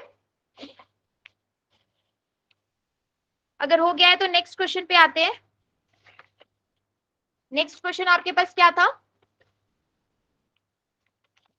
क्वेश्चन नंबर 36। हाँ, प्रोडक्ट 36 ऑफ एसिड था। Catalyse hydration of 2-phenyl propane। हाँ, ये भी सिंपल रिएक्शन थी। कौन सा रूल लगेगा? Markovnikov's rule. मार्कोवनिकोव्स रूल के अकॉर्डिंग आंसर आएगा 2-phenyl 2-propanol। Yes ma'am, C option is correct. Okay, इस क्वेश्चन में आपको बोला गया, पहले तो देखो 2-phenyl प्रोपीन, फिनाइल प्रोपीन, ठीक है, 2-phenyl प्रोपीन दी है और उस पे कह रहा है कि हमें एसिड कैटालाइज्ड हाइड्रेशन करवानी है। एसिड कैटालाइज्ड हाइड्रेशन करवानी है। तो एसिड कैटालाइज्ड का मतलब होता है कि पहले आपको प्रोटॉन एक्सेप्ट करवाना है। प्रोटॉन कौन एक्सेप्ट करेगा? ओलेफिन एक्सेप्ट करेगी। तो ओलेफिन में 2 पोजीशंस थी, अगर मैं इसको ए बोलूं, इसको मैं बी बोलूं, तो कौन सी पोजीशन को प्रोटॉन एक्सेप्ट करना चाहिए? ए, सी एक्चुअली बी, ए या बी? बी। बी आएगा मैम। इनकी स्टेबल बी पोजीशन को, बी आएगा। हाँ, बी पोजीशन को एक्सेप्ट करना चाहिए। बी पोजीशन को क्यों एक्सेप्ट करना चाहिए? क्योंकि अगर ये प्रोटॉन एक्सेप्ट करेगा तभी तो पॉजिटिव चार्ज मेरा ए पे आएगा। And this carbocation is more stable. Why it is more stable? हम electron donating group electron releasing group है ना। बेंजाइलिक कार्बोकेटाइन है ये। फिनाइल के अगले कार्बन पे, रिंग के, बेंजीन रिंग के अगले कार्बन पे जो पॉजिटिव चार्ज बनता है वो कैसा होता है, बेंजाइलिक Yes. कार्बोकेटाइन। हाँ, और बेंजाइलिक तो काफी Resonance स्टेबल है। यस, बस अब क्या करना था, वाटर से OH नेगेटिव आ जाएगा इस पोजीशन पे ऐड होने के लिए, और तो कुछ दिया नहीं है। तो यहाँ पे आ गया आपके पास OH, ये बन गया CH3, ये PH। क्या नाम है इसका? 2 phenyl 2 propanol. Yes, 3 carbon, longest chain. और अगर ये फर्स्ट है तो सेकंड है, ये थर्ड, सेकंड पे ही फिनाइल, सेकंड पे ही अल्कोहल। 2 फिनाइल 2, नहीं क्या था, हाँ 2 फिनाइल 2 प्रोपेनॉल, ये है करेक्ट आंसर। तो इसमें भी कौन सा रूल लगा, मार्कोव-निकोव। चलिए, मैंने कहा था आपको कि ज्यादातर आपके क्वेश्चन ना इसमें से बनते हैं, मतलब वो ऑलमोस्ट हर बार ऐसा कुछ क्वेश्चन रिपीट करता है, दैट्स व्हाई सही कर रहे हो अब आप मार्कोव-निकोव वाला क्वेश्चन। चलिए अगला क्वेश्चन है, acrylic acid react with HBr, इसमें कौन सा रूल? मैम मार्कोव-निकोव रूल ही लगा देंगे इसमें। अगेन वही लग जाएगा। एक्राइलिक वर्ड मैंने बोला था किसके लिए यूज करते हैं? Propanoic acid CH। हाँ, या फिर मैंने एक एक्राइलिक में कभी कंफ्यूजन हो जाता है, तो मैंने एक बड़ा सिंपल टर्म दी थी कि acrylic is equals to vinyl. Vinylic. Vinylic आपको बताया था ना मैंने कि डबल बॉन्ड के जस्ट ऊपर कोई भी ग्रुप जुड़ा होगा तो विनाइलिक बोलते हैं हम। आगे विनाइलिक एसिड, विनाइलिक जो भी चीज बोलना है आपको, अल्कोहल। लेकिन अगर हमारे पास इसकी अगली पोजीशन पे यहाँ पे कुछ जुड़ा हुआ है तो वो होता था एलाइलिक। तो ये हमारे पास एक्राइलिक, क्या बोला इसने, एक्राइलिक एसिड। तो एक्राइलिक एसिड का सीधा सीधा मतलब था, ये बात कर रहा था विनाइलिक एसिड की या प्रोपिनोइक एसिड की, जैसे आपने बोला। इसके रिएक्शन करवानी है हमें। जैसे यहाँ पर इन्होंने डायरेक्ट कॉमन नेम दे दिया, तो हमें कॉमन नेम से भी पूछ सकते हैं कि इनकी एडिशन करवा दो। हाँ, बिल्कुल नॉर्मल मैम हमें कॉमन नेम भी लर्न करने पड़ेंगे साथ साथ। बट ये कॉमन नेम हाँ कर सकते हो आप, जैसे ये तो बड़ा बेसिक सा है, एलाइलिक, विनाइलिक, विनाइलिक को ही एक्राइलिक बोलते हैं। तो ये टर्म्स तो मतलब हम बहुत ही बेसिक, मैम ऐसा वो नहीं तो ना कि पता है मैम, एक्राइलिक को ही विनाइलिक बोलते हैं। हाँ, acrylic is equals to vinylic. बस विनाइलिक और ओके एक्राइलिक मैम, में कंफ्यूज नहीं होना, सेम नाम है। मुझे ठीक है, यही क्वेश्चन क्लियर नहीं हुआ था कि एक्राइलिक पता नहीं कौन सा बोल दिया इन्होंने। हाँ नहीं, मैंने शायद एक क्लास में बोला था कि कंफ्यूज नहीं होना, acrylic is equals to vinylic, polymers की क्लास में मैंने बताया था। तो डबल बॉन्ड के ऊपर ही ओके एसिड मैम। ग्रुप है, ठीक है। अब HBr के साथ रिएक्शन होनी है तो क्या होगी, एडिशन। एडिशन में H positive Br negative, Markovnikov rule.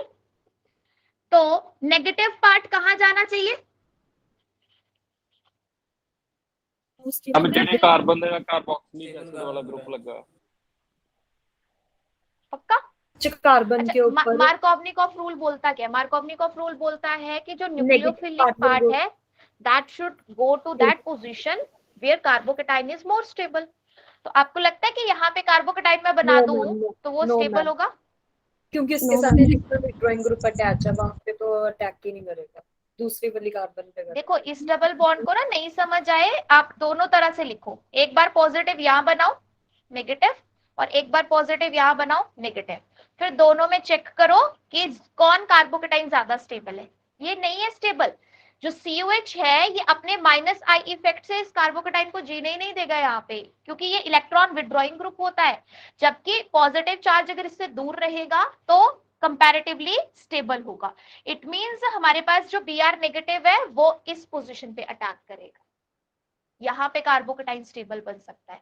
और अगर Br इस पोजीशन पे आएगा तो इसको तो चलो H मिलना ही मिलना है, लिखो चाहे ना लिखो, एक H पहले से है, तो ये आपके पास बन जाएगा Br CH2 CH2 COH। First option ही दिया था। हाँ जी मैम। ठीक है, चलो अगला क्वेश्चन। मैम इसको दोबारा से एक्सप्लेन करना है एक बार। हाँ जी, बताओ क्या डाउट हुआ इस पे? आपको ये पता चल गया कि acrylic acid is vinylic acid या प्रोपिनोइक एसिड? Yes ma'am. हाँ, HBr दिया था तो HBr के साथ डबल बॉन्ड पे एडिशन होनी है यहाँ पे। अब क्योंकि HBr दिया है तो ऑब्वियस सी बात है यहाँ पे डिफरेंस है इलेक्ट्रोनेगेटिविटी का, कैसे, H पे पॉजिटिव Br पे नेगेटिव, ठीक है। तो जो न्यूक्लियोफिलिक वाला पार्ट है वो न्यूक्लियोफिलिक वाला पार्ट कौन सी पोजीशन पे जाएगा, जहां कार्बोकेटाइन स्टेबल बनता है। मैंने दोनों बना दिए, एक बार इस पोजीशन पे बना दिया, एक बार इस पे बना दिया। तो दोनों में से ये क्यों स्टेबल है, क्योंकि जो COH एक इलेक्ट्रॉन विड्रॉइंग ग्रुप है, ये पॉजिटिव चार्ज उससे थोड़ा दूर है, यहाँ पे बिल्कुल पास है। और अगर बिल्कुल साथ में रहेगा तो ये इसको अपने -I इफेक्ट की वजह से स्टेबल नहीं होने देगा, क्योंकि खुद तो डेफिशिएंट है, इसको भी और डेफिशिएंट बना देगा। तो पॉजिटिव चार्ज अगर यहाँ स्टेबल बन रहा है तो ब्रोमीन यहाँ अटैक करेगा, और यहाँ पे H तो पहले से थे ही, हो यस गया। मैम। हाँ, तो ये Br यहाँ पे आया तो Br ये CH2 तो हो गया, और फिर यहाँ पे हमारे पास इस पोजीशन पे H आ जाएगा, और अगर H इस पोजीशन पे आ गया तो एक H पहले से था तो ये भी H2 हो गया, तो बन गया Br CH2 CH2 CO। Done. Yes ma'am.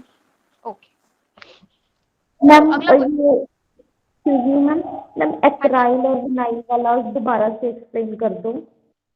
Acrylic और विनाइलिक में कोई डिफरेंस नहीं है, बोथ आर मैम, सेम।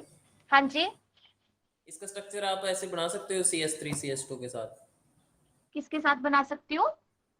जैसे आपने विनाइल वाला वो बनाया ना एक्राइलिक वाला, हाँ, जैसे डॉट से छोड़ के CS2 CS3 ऐसे बना सकते हो, ऐसे जैसे स्टार्टिंग की थी नहीं जहाँ, हाँ जी ऐसे। हाँ बना सकती हूँ, लेकिन जरूरी नहीं है ना पेपर में आपको ऐसे हाइड्रोजन पूरे बने बनाए मिलेंगे। नहीं वैसे एक आपको बार बना के दिखा दो मैम, किसके बनाने हैं? इसी का इसके तो बन स्टार्टिंग गए, वाले का बना। हाँ जी, ये बन तो गया है, अब क्या बनाना है इस पे? ये लगा दिया मैंने, यहाँ CH2 था, ये CH था, COH था, ये कार्बन है। अगर और इसको इलेबोरेट करूं तो यही चाहिए। ठीक है मैम। हाँ, क्योंकि ये चीज, ये बेसिक आपके केमिस्ट्री है, इसमें आपको पता होना चाहिए कि अगर आपको कोई भी बॉन्ड नहीं लगाया है और ऐसे छोड़ दिया गया है तो इसका मतलब होता है ये कार्बन है और इसके आगे जो नहीं दिख रहा है वो हाइड्रोजन है। बट अगर मैं यहाँ पे बॉन्ड लगा के छोड़ दूं और आगे नहीं लिखूं तो इसका मतलब मिथाइल होता है। तो ये दोनों बातें आपको पता होनी चाहिए, क्योंकि इस तरीके से तो क्वेश्चन आपको मिल सकता है, लिख के भी दे सकता है, कोई दिक्कत नहीं है। चलो, अच्छा, एक्राइलिक विनाइलिक का पूछ रहे हो? Yes ma'am. ठीक है, चलो आपको मैं बताती हूँ एक्राइलिक और विनाइलिक कार्बोकेटाइन। ठीक है, जैसे एसिड है का, ये चीज बदलेगी, ये चीज ना बदलती रहेगी। आपको इस पे नहीं फोकस करना, आपको फोकस करना है इस बात पे कि एक्राइलिक विनाइलिक कार्बोकेटाइन है, एसिड है, अल्कोहल है, तो क्या होता है? तो डबल बॉन्ड के ऊपर प्रेजेंट होता है, जो भी प्रेजेंट होगा। अगर ये आपके पास एसिड है, ये आपके पास अल्कोहल है, तो मैं इसको क्या बोलूंगी? Acrylic acid. अल्कोहल है तो एक्राइलिक अल्कोहल या विनाइलिक अल्कोहल। और अगर मेरे ऐसे डबल बॉन्ड के ऊपर ही पॉजिटिव चार्ज होगा तो मैं इसको क्या बोलूंगी? एक्राइलिक या विनाइलिक कार्बोकेटाइन। ठीक है मैम आप उसमें भी बोल रहे हो कि डबल बॉन्ड के ऊपर प्रेजेंट होगा, इसमें भी बोल रहे हो मैम, यही नहीं पता लग रहा। किसमें? मैम ऊपर वाले में आपने मैम अभी वर्डिंग यूज की थी डबल बॉन्ड के बिल्कुल ऊपर होगा एसिड एंड अल्कोहल, तो उसको एक्राइलिक एंड विनाइलिक बोलेंगे। पता नहीं लग रहा है मुझे। ये समझ पा रहे हो कि ये डबल बॉन्ड यहाँ पे खत्म हुआ, हाँ जी मैम। उसका सब्स्टिट्यूएंट अगर आगे गया, हाँ जी डायरेक्ट मैम। सब्स्टिट्यूएंट अगर अल्कोहल है तो एलाइलिक अल्कोहल, सॉरी एराइलिक एक्राइलिक या विनाइलिक अल्कोहल या एक्राइलिक एसिड है। अब आप ये थोड़ा सा देखो, एक ये है और एक ये है। चलो ये भी छोड़, पहले तो ये बताओ कि दोनों में जो आपके पास ज्वाइंट हुआ है ये अल्कोहल, वो डिफरेंस दिख रहा है आपको कि कुछ डिफरेंस है? डिफरेंस क्या है मैम, डिफरेंस एक है? बॉन्ड इसको बिल्कुल डबल बॉन्ड के साथ जो बॉन्ड है वहां पर भी खत्म हो गया, उसके बाद में सी बीच में 2 आया नीचे वाले में। थल्ले वाला लाइलिक है मैम, ऊपर वाला विनाइलिक है। बस ये डिफरेंस है। अगर जिस चीज की बात कर रहे हो, अल्कोहल की, कार्बोकेटाइन की, एसिड की, अगर वो डबल बॉन्ड के साथ डायरेक्ट जुड़ा हुआ है, ये कहने का मतलब था डायरेक्ट जुड़ा हुआ है, तो वो होता है हमारे पास विनाइलिक। अगर वो डबल बॉन्ड के साथ डायरेक्ट ना होके एक कार्बन लेके फिर जुड़ता है तो इसको हम बोलते हैं एलाइलिक।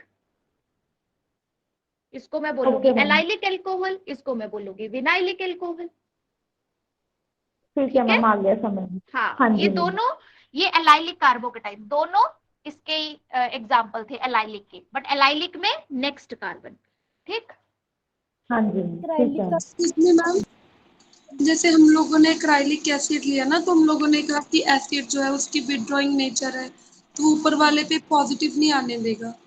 अगर मान लो इसकी जगह कुछ ऐसा होता जो इलेक्ट्रॉन रिलीजिंग ग्रुप होता है, फिर उस पे पॉजिटिव लेते और उस पे नेगेटिव लेते, अपोजिट ले लेते।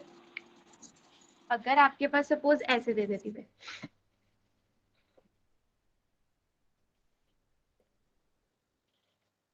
ठीक है, तो अब इस केस में हमारे पास क्या होगा, HBr की एडिशन होनी है, H पॉजिटिव Br नेगेटिव, तो न्यूक्लियोफिलिक पार्ट को वहीं जाना है जहां कार्बोकेटाइन स्टेबल बनेगा। तो अब यहाँ पे कार्बोकेटाइन स्टेबल बन सकता है, क्यों? क्योंकि OMe is which group, electron releasing group. कौन से इफेक्ट से? प्लस R से। बताई थी बात, OR ग्रुप अगर कॉन्जुगेशन में है तो वो प्लस R इफेक्ट शो करता है, इलेक्ट्रॉन डोनेट करने का काम करता है। अगर वो कॉन्जुगेशन में नहीं होता है फिर वो माइनस I का काम करता है। याद है सबको ये चीज? हाँ, इसमें फिर अपोजिट हो जाएगा, इसमें यहाँ कार्बोकेटाइन स्टेबल बनेगा। अगर रिलीजिंग होता तो फिर उसकी वजह से Br इस पोजीशन पे आएगा।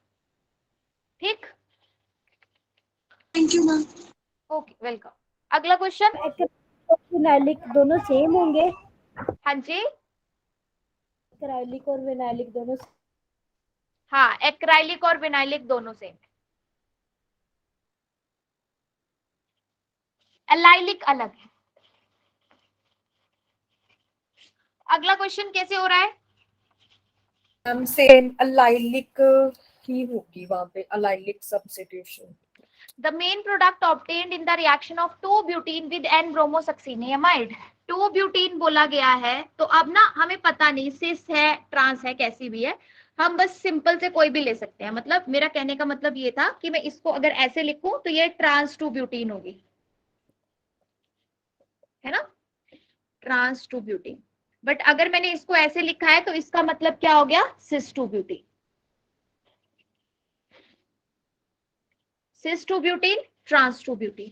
तो दोनों में से कोई भी हो सकता है, मेंशन नहीं है तो आप कोई भी ले लो। और कह रहा है कि अगर इसकी रिएक्शन कराते हैं हम N-ब्रोमोसक्सिनामाइड के साथ, सुना ये नाम पहले?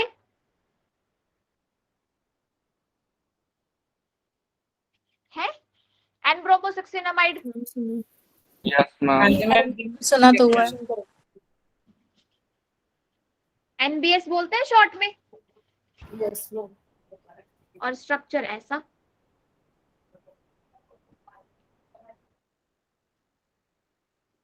ठीक है, तो NBS जो है ये हमारे पास जाना जाता है famous reagent for allylic bromination, for allylic bromination.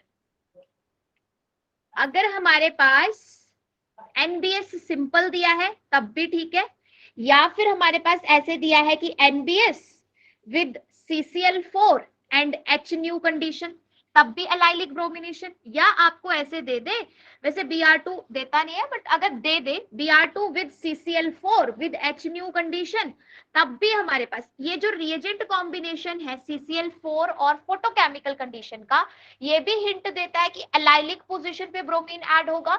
या सिंपल NBS दिया गया है तब भी हमें हिंट मिलता है कि एलाइलिक ब्रोमिनेशन होगी, जिसका मतलब है कि डबल बॉन्ड के ऊपर रिएक्शन नहीं होगी, डबल बॉन्ड के नेक्स्ट कार्बन का हाइड्रोजन रिप्लेस होगा और उस पे ब्रोमीन आएगा। क्योंकि इसमें जो हमारे पास मैकेनिज्म होता है वो फ्री रेडिकल मैकेनिज्म, वो फ्री रेडिकल मैकेनिज्म होता है। और रीजन क्या है कि यहाँ नाइट्रोजन और ब्रोमीन का बॉन्ड बड़ी आसानी से टूट सकता है। नाइट्रोजन और ब्रोमीन का बॉन्ड क्यों आसानी से टूट सकता है? क्योंकि दोनों ही हमारे पास क्या है, हेट्रो एटम है।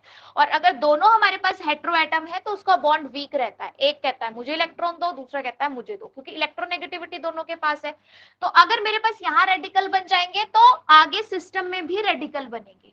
तो रेडिकल के लिए अगर एलाइलिक पोजीशन के हाइड्रोजन को आप चूज करते हो इसको होमोलिटिकली तोड़ते हो, होमोलिटिकली ब्रेक करने से क्या होगा, हाइड्रोजन चला जाएगा और कार्बन पे बन जाएगा रेडिकल। अब हाइड्रोजन जाएगा कहाँ, हाइड्रोजन जाएगा इस नाइट्रोजन के पास, बन जाएगा NH, और कार्बन पे जो रेडिकल है उस पे आ जाएगा Br रेडिकल। अच्छा, इस एलाइलिक रेडिकल की स्टेबिलिटी क्यों ज्यादा है, एनीवन?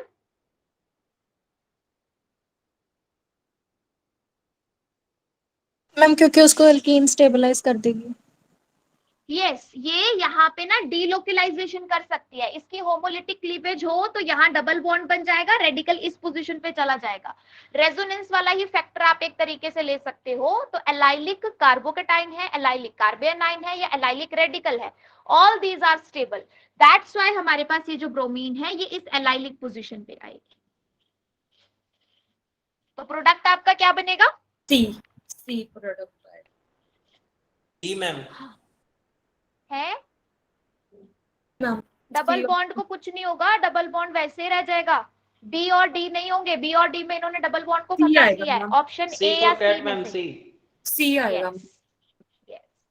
ए तो आ ही नहीं सकता क्योंकि ए तो विनाइल पोजीशन पे है, तो सी हाँ, आएगा। तो वो रेडिकल स्टेबल नहीं बनेगा। ठीक है, तो ये कंसेप्ट याद रख लेना है आपने कि ये एलाइलिक ब्रोमिनेशन होती है, ऐसे नहीं कि बस सीधा डबल बॉन्ड पे लग पड़े करवाने के लिए। इनमें से कोई भी रिएजेंट कॉम्बिनेशन दिया हुआ है तो it will go for allylic bromination, bromine को एलाइलिक पोजीशन पे जाके ऐड करेगा, डबल बॉन्ड पे कोई रिएक्शन नहीं होगी। चलो नेक्स्ट क्वेश्चन। ये वैसे मतलब हाइड्रोकार्बन से ले लो, स्टीरियो से ले लो, बेसिक से ले लो, साथ में था तो फिर मैंने डाल दिया। मैम चेयर कंफर्मेशन आएगी इसकी स्टेबल। हाँ, ये तो सबको पता होता है।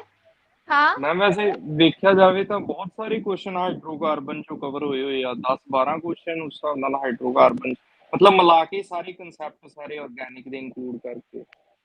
यस, क्योंकि आपके पास चाहे हाइड्रोकार्बन्स की केमिस्ट्री है, मैं बता दूं आपको, या जैसे हाइड्रोकार्बन्स में ऐसा होता है कि बेसिक कंसेप्ट जो जनरल ऑर्गेनिक के कंसेप्ट्स होते हैं वो भी साथ में इंक्लूड हो जाते हैं।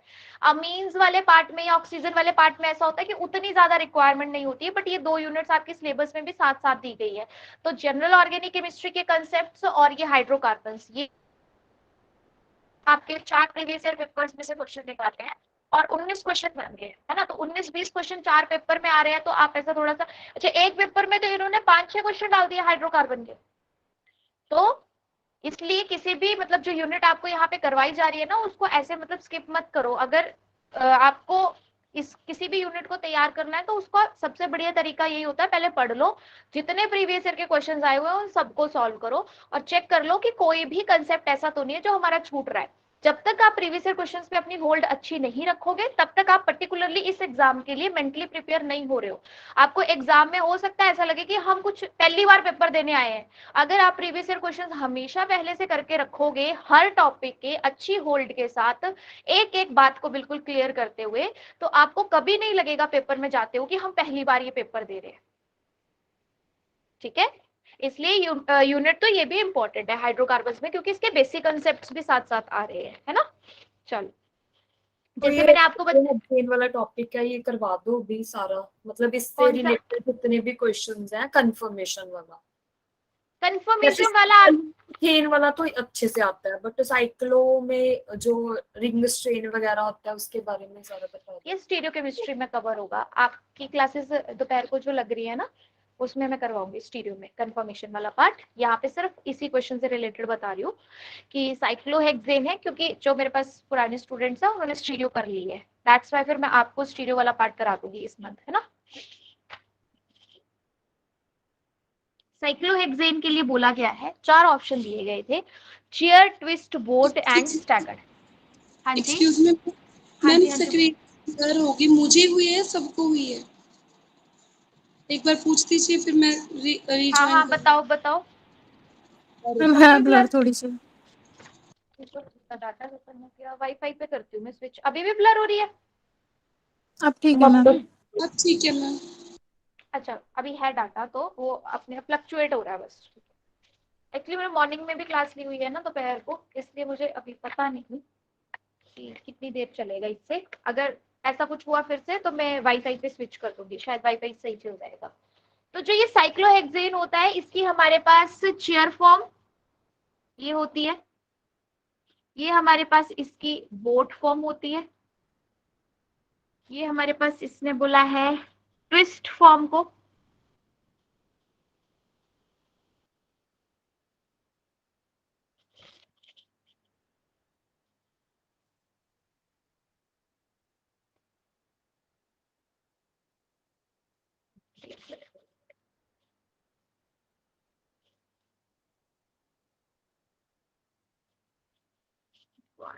नहीं पूरे नहीं हो रहे इसमें, ट्विस्ट में हमारे पास, ट्विस्ट में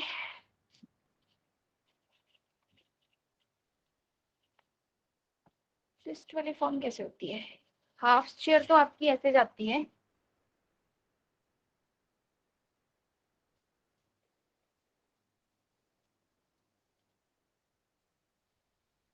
मैं ट्विस्ट वाली में ना क्रॉस पड़ जाता है कुछ ऐसा। हाँ क्रॉस का ही है, मैं वही देख रही हूँ। हाफ चेयर आपकी कुछ ऐसे बनती है, 1 2 3 4 5 6, ये तो हाफ चेयर है। चलो वो तो इन्होंने यहाँ डिस्कस भी नहीं की। ट्विस्ट में हमारे पास 6 एटम्स करने हैं हमें पूरे,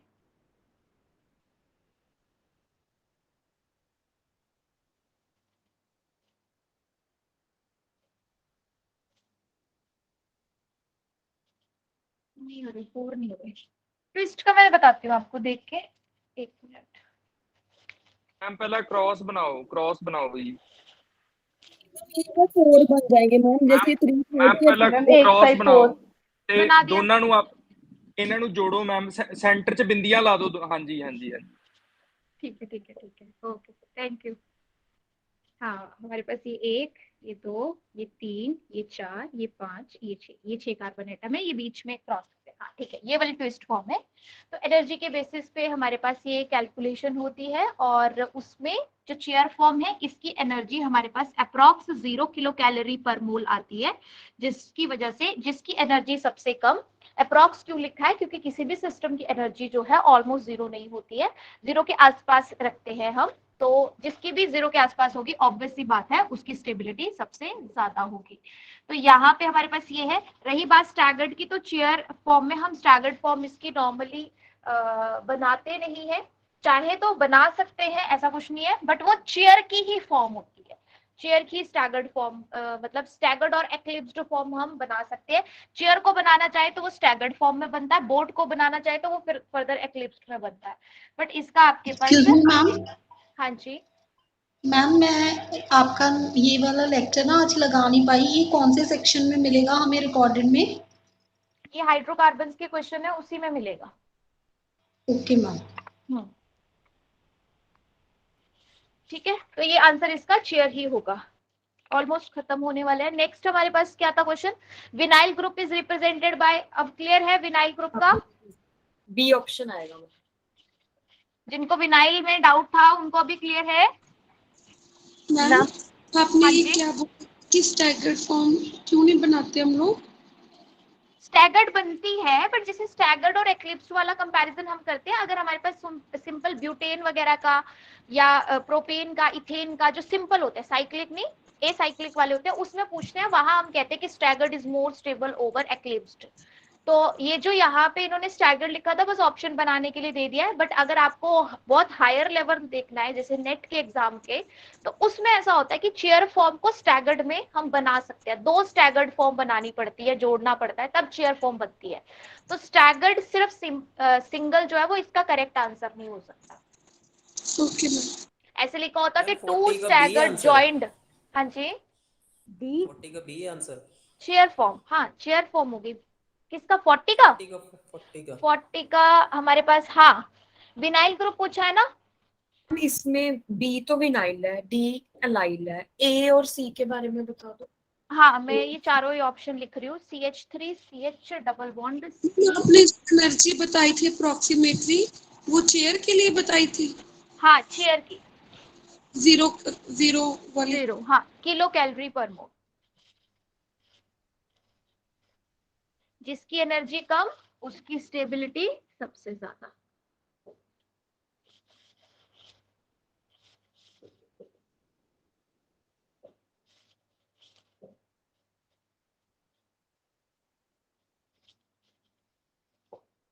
और फोर्थ आपके पास है CH2 डबल बॉन्ड CH2, यही थे। और पूछा था the vinyl group is represented by. अब इनका पूछने का मतलब क्या था कि आपके पास जो यहाँ पे अटैचमेंट है ना वो सिर्फ विनाइल वाली होनी चाहिए। तो जैसे अगर मैं इसको देखूं, ठीक है, इस सिस्टम को देखूं तो ये मेरे को ये अल्फा पोजीशन पे मिथाइल भी साथ में मिल रहा था। तो मैं अगर पूरे ग्रुप को कहना चाहूँ तो एक तरीके से एलाइलिक कह सकती हूँ। नो डाउट डबल बॉन्ड के साथ डायरेक्ट था। जैसे मैं थर्ड और फोर्थ को क्यों एलिमिनेट कर रही हूँ कि हमारे पास ये जो बॉन्ड बना है जिस कार्बन के साथ बना है वो यहाँ पे हमारे पास डबल बॉन्ड वाला नहीं है। तो अगर वो डबल बॉन्ड वाला नहीं होगा तो उसको मैं विनाइलिक में तो वैसे ही कवर नहीं करूंगी, क्योंकि विनाइलिक के लिए हमने बोला था डबल बॉन्ड के साथ डायरेक्टली जुड़ा होना चाहिए। तो 3 और 4 तो ऑप्शन होगा नहीं, बचा हमारे पास फर्स्ट और सेकेंड। तो फोर्थ ना वो डबल बॉन्ड के साथ के ऊपर मिथाइल ग्रुप नहीं है। कहाँ पे? फोर्थ पे डबल बॉन्ड पे कहाँ है मिथाइल? Ma'am CH2। हाँ, double bond CH then CH2। Yes ma'am, ये R ग्रुप नहीं है। आर ग्रुप है, लेकिन विनाइलिक के लिए हम क्या बोलते हैं? डबल बॉन्ड के साथ डायरेक्ट कुछ जुड़ा होना चाहिए, डबल बॉन्ड का सब्स्टिट्यूएंट होना चाहिए। अब इसने यहाँ पे खत्म कर दिया है, मींस वो इस ग्रुप की बात कर रहा है, इसके आगे, ठीक है। तो विनाइलिक हम तभी बोलेंगे ना जब ये कार्बन डबल बॉन्ड वाला होता। ठीक है मैम, क्लियर है। अब ये डबल बॉन्ड वाला नहीं है, जिसके साथ इसने बॉन्ड खत्म किया वो कार्बन डबल बॉन्ड वाला नहीं है, तो 3 और 4 तो होगा नहीं, बचा फर्स्ट और सेकंड। लेकिन सिर्फ विनाइलिक बोला गया है तो इसमें हमारे पास क्या है कि मैं इस ग्रुप को एलाइलिक बोल सकती हूँ। इस ग्रुप को मैं एलाइलिक बोल सकती हूँ। क्यों बोल सकती हूँ? क्योंकि डबल बॉन्ड के साथ अल्फा पोजीशन पे मिथाइल प्रेजेंट है। तो क्लियरली पता चल रहा था कि नो डाउट ये बॉन्ड भी हमारा डबल बॉन्ड के साथ है, ये भी डबल बॉन्ड के साथ है, but it is a properly vinylic group. जबकि इसमें आगे अल्फा पोजीशन पे मिथाइल भी था, तो ये एलाइलिक ग्रुप है। ठीक है। मैम सी और डी को कुछ पर्टिकुलर नेम दे सकते हैं हम? सी और डी को पर्टिकुलरली क्या नेम दे सकते हो आप? जैसे हम एल्काइलिक और वेनाइलिक बोल रहे हैं ना, तो इसी हिसाब से कुछ दे सकते हैं इसको इंटरनल एल्कीन बोल सकते हैं। हाँ, इंटरनल एल्कीन बोल सकते हैं इसको, टर्मिनल एल्कीन बोल सकते हैं, ये भी ठीक है। ये डबल जो बॉन्ड last है, D है, इंटरनल वो वाला, ये टर्मिनल वाला। मैम जो डी ऑप्शन है वो अलाइल नहीं है। फर्स्ट वन अलाइल नहीं है मैम, डी वाला अलाइल है। अलाइल वो होता है ये मैम जो पोजीशन एलाइलिक है, पोजीशन एलाइलिक है, इन्होंने बोला है ग्रुप। तो मैम इस पूरे ग्रुप को अलाइल ग्रुप भी बोलेंगे। एलाइलिक ग्रुप भी बोल सकते हो आप इसको सिंपल ओलेफिन भी बोल सकते हो, बोथ इज करेक्ट। फर्स्ट को हम अलाइल तो नहीं बोल सकते ना, जो फर्स्ट वाला, क्योंकि उसमें आपसे पोजीशन नहीं पूछ रहा है वो, उसने कहा है vinylic group is represented by. आपको ये पूरा ग्रुप में लिख के दे दूं और मैं आपसे पूछूं कि क्या ये ग्रुप आप एलाइलिक बोलोगे या विनाइलिक बोलोगे, तो आप इस पूरे ग्रुप को एलाइलिक नाम नहीं दे सकते। मैम डबल बॉन्ड का जो नेबरिंग कार्बन होता है वो एलाइलिक कार्बन ही होता है। हाँ, एलाइलिक पोजीशन, अगर मैं एलाइलिक पोजीशन ma'am. पूछूं दोनों में डिफरेंट है। इसमें एलाइलिक पोजीशन ये कार्बन की है, इसमें एलाइलिक पोजीशन Yes, ये ma'am. कार्बन की है, लेकिन उसने पोजीशन टर्म नहीं यूज किया। उसने कहा कि जो ग्रुप पूरा रखा है उसमें मुझे बताओ कि विनाइलिक ग्रुप कौन सा है। Yes, तो ma'am. विनाइलिक ग्रुप सिर्फ ये है। तो आप अगर इसको एलाइलिक कह रहे हो तो ये भी एलाइलिक है, कोई दिक्कत नहीं है। वो अलग बात है कि दोनों में एलाइलिक पोजीशन डिफरेंट है। समझ रहे हो इस बात को? ये ग्रुप, क्योंकि हमें यहाँ पे ग्रुप को ही चेक करना है, तो ग्रुप यहाँ पे ये भी एलाइलिक वाला ही है। अगर उसने पोजीशन के बारे में लिखा होता तब हम आगे सोचते। ठीक है, समझ आ गई बात? जिनका डाउट था उनको क्लियर हुआ? हम इसको मैं ऐसे क्या बोल कहना सकते चाह हैं ना रही कि अगर डबल बॉन्ड के साथ कुछ भी नहीं है तो वो वेनाइलिक है ग्रुप। मैम मुझे तो फर्स्ट वन अभी क्लियर नहीं हो रहा, अलाइल नहीं लग रहा वो मुझे।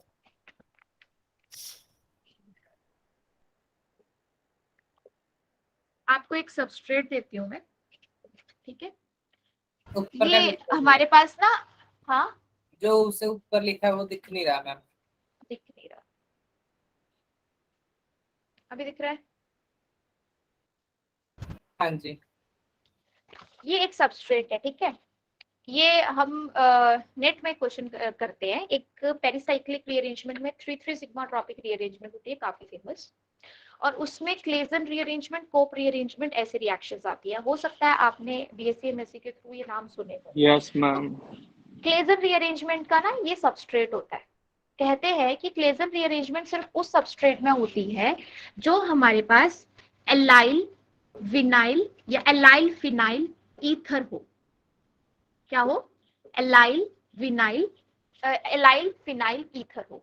इसका मतलब क्या है? वो सिंपली ये कहना चाहता है कि हमारे पास जो है, जो दोनों आर ग्रुप है उसमें से 45 हो गया मैम। 45 हो गया। 45 क्या? नहीं अभी तो नहीं पहुंचा 45 पे।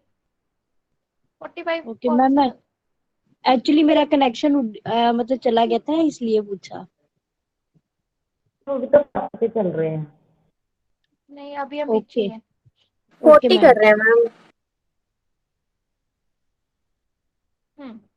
तो इसमें ना हम ईथर किसको बोलते हैं?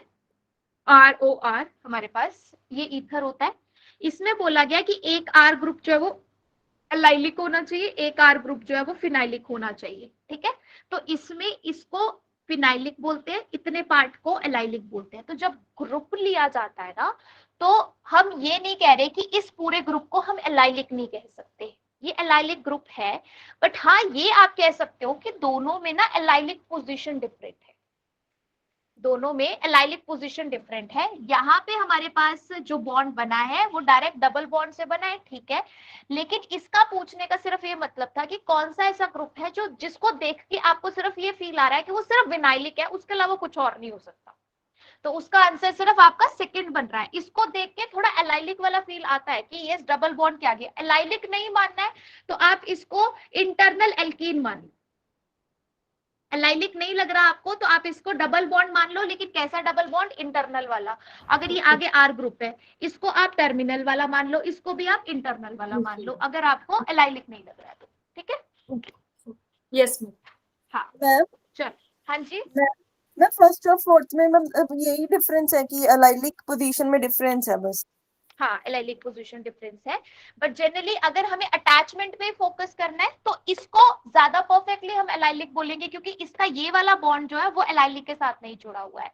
बट अगर आपको सिर्फ ग्रुप पे एनालाइज करना है तो आप ऐसे मना नहीं कर सकते कि it is not allylic group, है ये भी एलाइलिक टाइप का ग्रुप, बट दोनों डिफरेंट पोजिशन में, ठीक है। चलो अगला क्वेश्चन क्या था? मैम कौन सी रिएक्शन है जो कार्बन कार्बन बॉन्ड देती है रिजल्ट में? नहीं देती, नहीं बनाती carbon carbon bond. Cannizzaro B आएगा ma'am, Which of Cannizzaro. the following reaction will not result in the formation of carbon carbon bond? और ये क्वेश्चन शायद मैंने पहले भी डिस्कस किया था, बट मैं फिर से इसको लेके आई हूँ। हाँ फ्रीडल क्राफ्ट है, दूसरा क्या था आपके पास यहाँ पे? रिमर टेमन, वुड्स रिएक्शन, हाँ, और उसके बाद था कैनिजारो।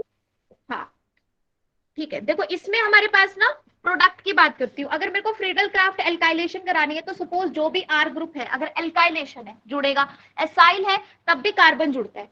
रिमर टेमन में क्या होता है? फिनोल तो होता ही है लेकिन उसके अल्फा पोजीशन पे CHO आ जाता है। वुड्स में आपके पास क्या होता है? इसमें भी आपके पास कार्बन कार्बन बॉन्ड बनता है। कार्बन आएगा मैम, एल्केन का बॉन्ड।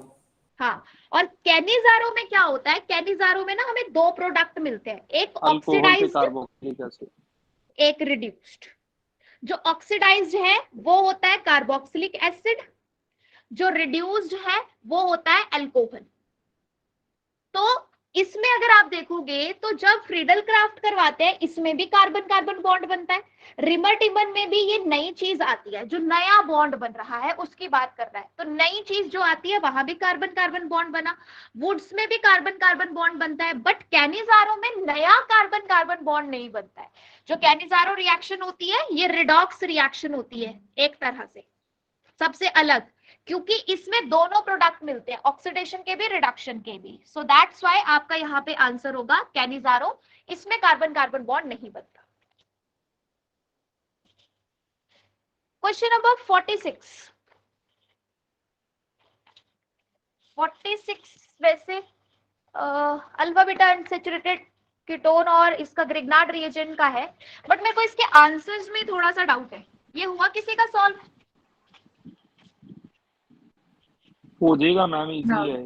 हो नहीं रहा है। नहीं, ऑप्शंस नहीं मैच कर रहे जहां तक मेरे को लग रहा है। ये तो मैंने मैम ध्यान से क्वेश्चन ही नहीं सही है, ये मुझे कैसे लग रहा है। नहीं, क्वेश्चन ठीक है, ऑप्शंस में गड़बड़ मैम है। अगर आपने जो कंसेप्ट करवाया था CH3 MgBr ग्रिग्नार्ड के अकॉर्डिंग 1-2 एडिशन होगी in case of alpha beta unsaturated ketone, तो उसके अकॉर्डिंग तो कोई ऑप्शन बन ही नहीं रहा है, एक कार्बन मिसिंग है। वही मैं कह रही हूँ। देखो यहाँ पे आपके अरेंजमेंट पॉसिबल है इसमें? रीअरेंजमेंट जी जैसा मैम। हो, कैसे रीअरेंजमेंट कैसे? मैम जी ਆਪਾਂ ਡਬਲ ਬੌਂਡ ਸ਼ਿਫਟ ਕਰੀਏ हाँ ਇਸ ਸਾਈਡ ਤੇ ਕਾਰਬਨ ਦਾ ਆਕਸੀਜਨ ਖਿੱਚੇ, ਆਕਸੀਜਨ ਤੇ 네ਗੇਟਿਵ ਚਾਰਜ ਆ ਜੇ ਤੇ ਉਹ ਜਿੱਥੋਂ ਕਾਰਬਨ पॉजिटिव यहाँ आ जाएगा, ये कह रहे हो? आप हाँ जी पॉजिटिव आ जाए तो ग्रिग्नार्ड रिएजेंट अटैच करिए ਆਪਾਂ 네ਗੇਟਿਵ ਦੇ ਨਾਲ MgBr चला जाएगा ਤੇ ਉਸ ਕਾਰਬਨ ਤੇ CH3 ਇੱਕ ਵਾਰੀ बनायो आ जाएगा प्रोडक्ट क्वेश्चन। हाँ मेरे को समझ आ गई है, समझ आ गई वो चीज आपकी। लेकिन अगर मैं बताऊं तो कंसेप्ट पता है क्या कहते हैं कि हमारे पास ग्रिग्नार्ड रिएजेंट को अल्फा बीटा अनसैचुरेटेड कभी भी कंपाउंड मिले ना तो वो 1-2 एडिशन का प्रोडक्ट देता है। इस तरीके की एडिशन जो होती है ना 1-4 वाली, वो गिलमैन रिएजेंट करवाता है, वो गिलमैन रिएजेंट करवाता है ना 1-4 के लिए। तो अगर हम प्रॉपर अपने कंसेप्ट और इसके बिहेवियर को देखें तो उस हिसाब से ये एडिशन सिर्फ इस पोजीशन पे होनी चाहिए, इस सेकंड पोजीशन पे, इस CH3 ग्रुप की। और जब ये O नेगेटिव बनेगा तो प्रोटॉन मिल जाएगा वर्कअप से, तो हमारे पास इसी पोजीशन पे मिथाइल और इसी पे OH बनना चाहिए। बट इनका कोई भी ऑप्शन इससे मैच नहीं कर रहा है ना? ऐसा कोई भी ऑप्शन नहीं दिया हुआ है। So this should be the correct answer. Correct answer हमारे पास नहीं, wait.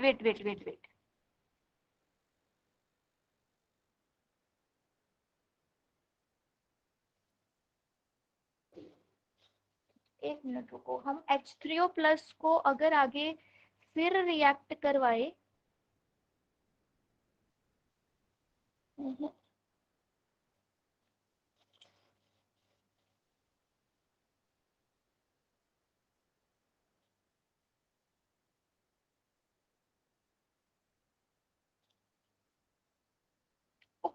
Okay wait. ये तो ग्रिग्नार्ड रिएजेंट से 1-2 एडिशन से हमारे पास ये बन सकता है, बट अगर हम इस एसिडिक हाइड्रोलिसिस को आगे लेके जाएं, क्योंकि सिंपल हाइड्रोलिसिस से भी ये प्रोटॉन दे देता है, बट अगर इसको अलग स्टेप से दिया गया है तो इसमें पता है आगे ना इसकी प्रोटोनेशन होके वाटर रिमूव हो सकता है। एसिडिक कंडीशन में, एसिडिक हाइड्रोलिसिस में अगर ये प्रोटॉन एक्सेप्ट करता है H+, तो हमारे पास यहाँ पे क्या होगा, ये ध्यान में नहीं आया मेरे पहले, CH3 OH2 एंड CH3 और ऑक्सीजन पे आ गया पॉजिटिव चार्ज, वाटर बन गया गुड लिविंग ग्रुप। और अगर गुड लिविंग ग्रुप को जाना है तो कोई ड्राइविंग फोर्स चाहिए, तो ड्राइविंग फोर्स के लिए हमारे पास यहाँ पे 5 इलेक्ट्रॉन्स थे। तो ये जैसे ही शिफ्ट होगा, अब हमारे पास आगे फिर भी पॉजिटिव चार्ज नहीं बन रहा है। मेरे को तो लग रहा है कि बन रहा है, मुझे अब शायद लग रहा है कि है। तो ये क्वेश्चन ही गलत है मैम। क्वेश्चन ही गलत है। अब इस पोजीशन पे आएगा पॉजिटिव चार्ज, अगर वाटर ने H+ दिया है तो ये OH नेगेटिव भी देगा, और इसको स्टेबलाइज करने के लिए OH नेगेटिव के अलावा और कुछ नहीं आ सकता यहाँ पे, क्योंकि वाटर OH ही देगा। और अगर इस पोजीशन पे OH आता है तो मेरे को लग रहा है ऑप्शन नहीं है मेरी OH वाली, ऐसा कोई ऑप्शन है ही नहीं। बी ऑप्शन है मैम, बी आ गया, बी ऑप्शन है मैम, है बी ऑप्शन।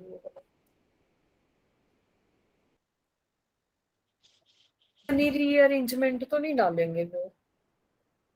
यहाँ पे नहीं बन रही रीअरेंजमेंट, बिकॉज यहाँ से जो कार्बोकेटाइन जाएगा that is already stable, but उसको वाटर को यहाँ आंसर की में ऑप्शन भी है। मेरे को चेक करना पड़ेगा, मैं कर लूंगी चेक, लेकिन मेरे को पॉसिबिलिटी इसकी लग रही है, ये हो सकता है। देखती हूँ मैं इसका आंसर क्या होगा।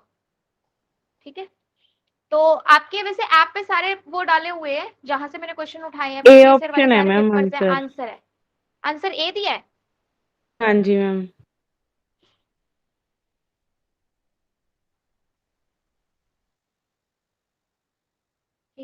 हम कुछ क्वेश्चंस गलत भी होते हैं।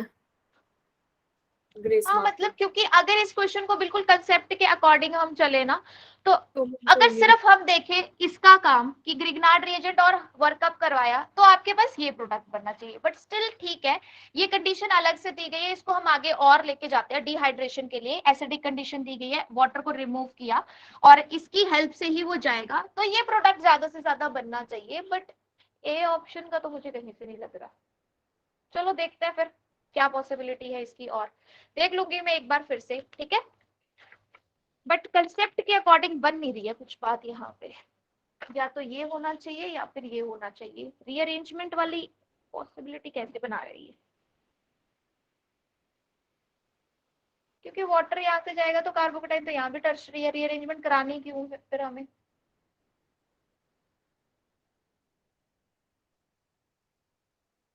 और यहाँ पे वापस OH डालने का मतलब नहीं बनता, फिर से यहीं पे OH का अटैक करवा दिया तो ये पहले भी वही था, रिवर्सिबल रिएक्शन हो जाएगी।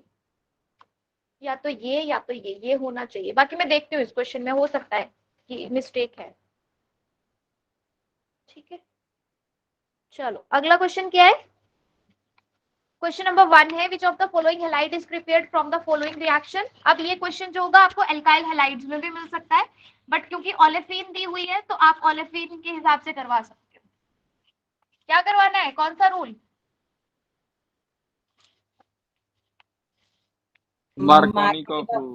मार्कोवनिकोव। देखो फेवरेट रूल बन गया अब ये, है ना। कितने क्वेश्चंस है इसके? मैम सी आंसर आएगा इसका। ये दिया था, ओलेफिन पे एडिशन होगी HBr की, मार्कोवनिकोव के अकॉर्डिंग होगी। ये पॉजिटिव या नेगेटिव, नेगेटिव वाला पार्ट उस पोजीशन पे जहां पे कार्बोकेटाइन ज्यादा स्टेबल, दैट्स व्हाई यहाँ पे आएगा Br, यहाँ पे मिथाइल, यहाँ पे तो H आएगा तो उसको लिखने की जरूरत नहीं है, वो सबको अंडरस्टूड है कि जहाँ पे नहीं दिख रहा है कुछ वो हाइड्रोजन ही है। तो this will be your final product. कौन सा ऑप्शन दिया ये? सी, यही बनेगा। ठीक है, बी कह रहे थे ना कोई स्टूडेंट, तो बी में एलाइलिक ब्रोमिनेशन की आप बात करो तो एलाइलिक की कंडीशन है नहीं ये तो आपके पास सिंपल मार्कोवनिकोव एडिशन। एलाइलिक कब हो सकता है? जब NBS चाहिएगा मैम NBS हो या फोटोकेमिकल कंडीशन हो और साथ में CCl4 कार्बन टेट्राक्लोराइड वाला सॉल्वेंट हो। मैम एक DMSO होता है, वो क्या करता है? DMSO आपके पास पोलर एप्रोटिक सॉल्वेंट होता है, डाइमिथाइल सल्फोक्साइड। कुछ नहीं करता ये DMSO आपके पास पोलर एप्रोटिक है ना, तो इस पोलर एप्रोटिक सॉल्वेंट हमारे पास यूज होता है ज्यादातर SN2 मैकेनिज्म में, जहाँ पे SN2 रिएक्शंस हो रही हो उनके लिए ये बेहतर काम करता है। Okay ma'am. हाँ जी, अगला क्वेश्चन, क्वेश्चन नंबर 2 मैंने पहले भी करवाया हुआ है आपको, शायद याद है। ए आएगा इसका आंसर। ए। अच्छा, ऐसा क्यों मैम? क्योंकि येलो प्रेसिपिटेट बन रहे हैं, येलो प्रेसिपिटेट AgI के होंगे तो आयोडीन इजीली एलिमिनेट होगा। B, C और D में iodine is directly attached to benzene ring, तो वो तो एलिमिनेट नहीं हो सकता, तो ए ही ऑप्शन। इसमें भी वही था कि AgNO3 के साथ रिएक्ट करके हमारे पास लास्ट में लिखा गया है कि एडिशन ऑफ AgNO3 के साथ येलो प्रेसिपिटेट्स दे रहा। तो पहली बात तो ये कि आपको पता होना चाहिए कि AgI के येलो प्रेसिपिटेट्स होते हैं, AgCl के व्हाइट कलर के प्रेसिपिटेट्स होते हैं। ठीक है, तो मतलब आयोडीन लीव करेगा, और अगर आयोडीन ने लीव करना है तो वो हमारे पास सारे ही ऑप्शंस में दिया है, जो B सी और डी है, इन सब में जो आयोडीन है वो बेंजीन के साथ डायरेक्टली जुड़ा हुआ है। तो इससे क्या होगा कि आयोडीन जैसे जाएगा पॉजिटिव चार्ज फिनाइलिक बनेगा and it is very unstable. That's why सिर्फ जो आंसर सही बचता है वो हमारे पास है ए ऑप्शन, क्योंकि उसमें जो कार्बोकेटाइन बनेगा वो बनेगा benzylic, and benzylic carbocation is stable. तो प्रेसिपिटेट्स मैम एक बनाने बार के दोबारा लिए बताना ये क्या बताऊं कि प्रेसिपिटेट्स वाला कैसे बनाइए। Yes ma'am. हाँ, आपके पास क्वेश्चन क्या दिया था कि which of the following gives yellow precipitates on shaking with an aqueous solution of NaOH followed by acidification with dilute HNO3 and addition of AgNO3। तो आपको मेनली फोकस इस पे जो करना था कि येलो प्रेसिपिटेट्स इसने बोली हैं, सिल्वर वाला आप कोई कंपाउंड डाल रहे हो तो सिल्वर जो होगा वो हेलाइड्स के साथ प्रेसिपिटेट्स बनाता है, काफी फेमस रिएक्शन है, ये चीज क्लियर है। अभी मैंने थोड़ी देर पहले भी बताया था प्रेसिपिटेट्स को लेके, ये तो क्लियर है ना आपके पास कि AgCl, AgBr, AgI के प्रेसिपिटेट्स बनते हैं। Yes ma'am. हाँ, तो Ag जो है वो पॉजिटिव की फॉर्म में होगा, तो जो हेलोजन है वो X नेगेटिव की फॉर्म में होता है। तो आपका जो B, C और D, पहली बात ये कि AgI के येलो प्रेसिपिटेट्स होते हैं, तो क्लोरीन तो लीव करेगा नहीं। तो अब हमें फोकस करना है सिर्फ आयोडीन की पोजीशन पे कि आयोडीन कहाँ कहाँ है। तो जो आयोडीन है B, C और D ऑप्शन में फिनाइल रिंग के ऊपर डायरेक्टली अटैच्ड है। तो अगर फिनाइल पे डायरेक्ट अटैच्ड होगा तो जब जाएगा यहां से in the form of negative, positive charge ring के ऊपर बनेगा and it is very unstable. That's why B, C और डी जो है वो तो अपना आयोडीन नहीं देगा, लेकिन जो ए है उसके पास आयोडीन ऐसे है CH2I, तो यहां से आसानी से आयोडीन चला जा सकता है और कार्बन पे पॉजिटिव चार्ज बना सकता है, which is benzylic carbocation and it is stable. तो अगर ये अपना आयोडीन रिलीज करके भी स्टेबल रह रहा है तो ये आयोडीन रिलीज करेगा, AgI के येलो प्रेसिपिटेट्स बन जाएंगे। जो आयोडीन है वो डायरेक्ट कभी भी नहीं निकलता बेंजीन के साथ अगर हो। हाँ, क्योंकि उसका जो कार्बोकेटाइन बनता है वो बहुत अनस्टेबल बनता है, it is not resonance stabilised. ठीक है, तो इस बात का ध्यान रखना कि जब I नेगेटिव या X नेगेटिव की फॉर्म में जाना है तो पीछे जो कार्बोकेटाइन बच रहा है वो कैसा है, स्टेबल है, अनस्टेबल है। अगर अनस्टेबल है तो वो लीव नहीं करेगा। ओके, नेक्स्ट क्वेश्चन क्या है? तो मैम इसका स्टीरियो आइसोमर्स ब्यूटेन 2,3 डायोल के। हाँ, तो आपके पास वैसे तो ये क्वेश्चन थोड़ा सा स्टीरियो से रिलेटेड भी है, बट मैं बता देती हूँ कि इस टाइप के क्वेश्चन में क्या करना है। इस टाइप के क्वेश्चन में कायरल कार्बन देख लेंगे तो उसके अकॉर्डिंग टू आएगा हमारा। हाँ, ब्यूटेन 2,3 डायोल आपको दिया गया था, अगर आप चाहो तो वो फॉर्मूला के अकॉर्डिंग कर सकते हो। किसी को फॉर्मूला नहीं याद तो बड़े आराम से आपको बताने थे यहाँ पे optically active stereo isomers. Questions को बिल्कुल ध्यान से पढ़ना है। ऑप्टिकली एक्टिव स्टीरियो आइसोमर्स का मतलब था कि सिर्फ वही लेने हैं जो ऑप्टिकल लाइट को क्या कर सकते हैं, रोटेट कर सकते हैं। और ऑप्टिकल लाइट को हमने बताया था कौन रोटेट करते हैं, जिनकी mirror image non super imposable होती है। Non super imposable mirror image किसकी होती है, जिसमें प्लेन ऑफ सिमेट्री प्रेजेंट नहीं होती। So optically active stereo isomers का मतलब था which can rotate plane polarized light. And कौन रोटेट कर सकते हैं, which possess non super imposable mirror image. और non super imposable mirror image किसमें होती है, which doesn't have plane of symmetry. या ट्रांस वाले में आएगा, हाँ, सिस वाले में प्लेन सिमेट्री आ जाएगी। अब ब्यूटेन 2,3 डायोल था ना, तो मतलब 4 कार्बन, CH3 ये भी कार्बन, ये भी कार्बन, CH3 ये भी कार्बन। 2,3 डायोल का मतलब था ये 1, ये 2, ये 3, ये 4। 2 और 3 पे एल्कोहल होगा। अब वो एल्कोहल अगर मैं जैसे ऐसे लिखना चाहूं तो मैं दोनों OH को सेफ साइड भी लिख सकती हूँ। ये मेरे पास हो गया सिस। अब सिस में अगर मैं ऐसे प्लेन पास करूं, इस मॉलिक्यूल को ऐसे कट करूं, तो दोनों बिल्कुल इक्वल हाफ्स बन रहे हैं। मतलब इसमें तो प्लेन ऑफ सिमेट्री प्रेजेंट है, तो ये मेरे पास कैसा होगा, अगर प्लेन ऑफ सिमेट्री प्रेजेंट है तो it will be optically inactive. Inactive. ऐसी फॉर्म्स को हम मेसो कंपाउंड, मेसोफॉर्म बोलते हैं। मेसोफॉर्म बोलते हैं। ठीक है, तो क्लियरली पता था कि ब्यूटेन 2,3 डायोल की सिस में तो जो मिलेगी फॉर्म वो मीजो मिलेगी, वो ऑप्टिकली एक्टिव नहीं है। इसके लिए हमें इसकी कौन सी फॉर्म लेनी पड़ेगी? Trans form.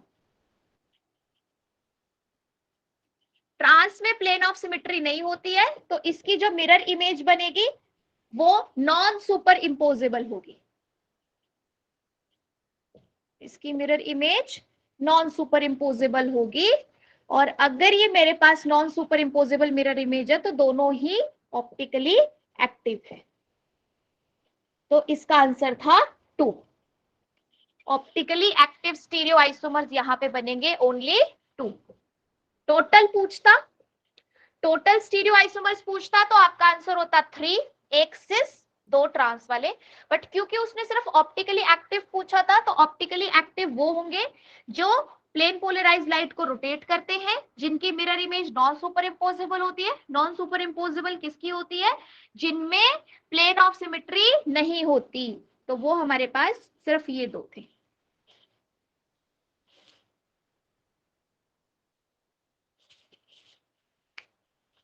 मैथ्स की या बायो की क्लास है आपकी आज नेक्स्ट?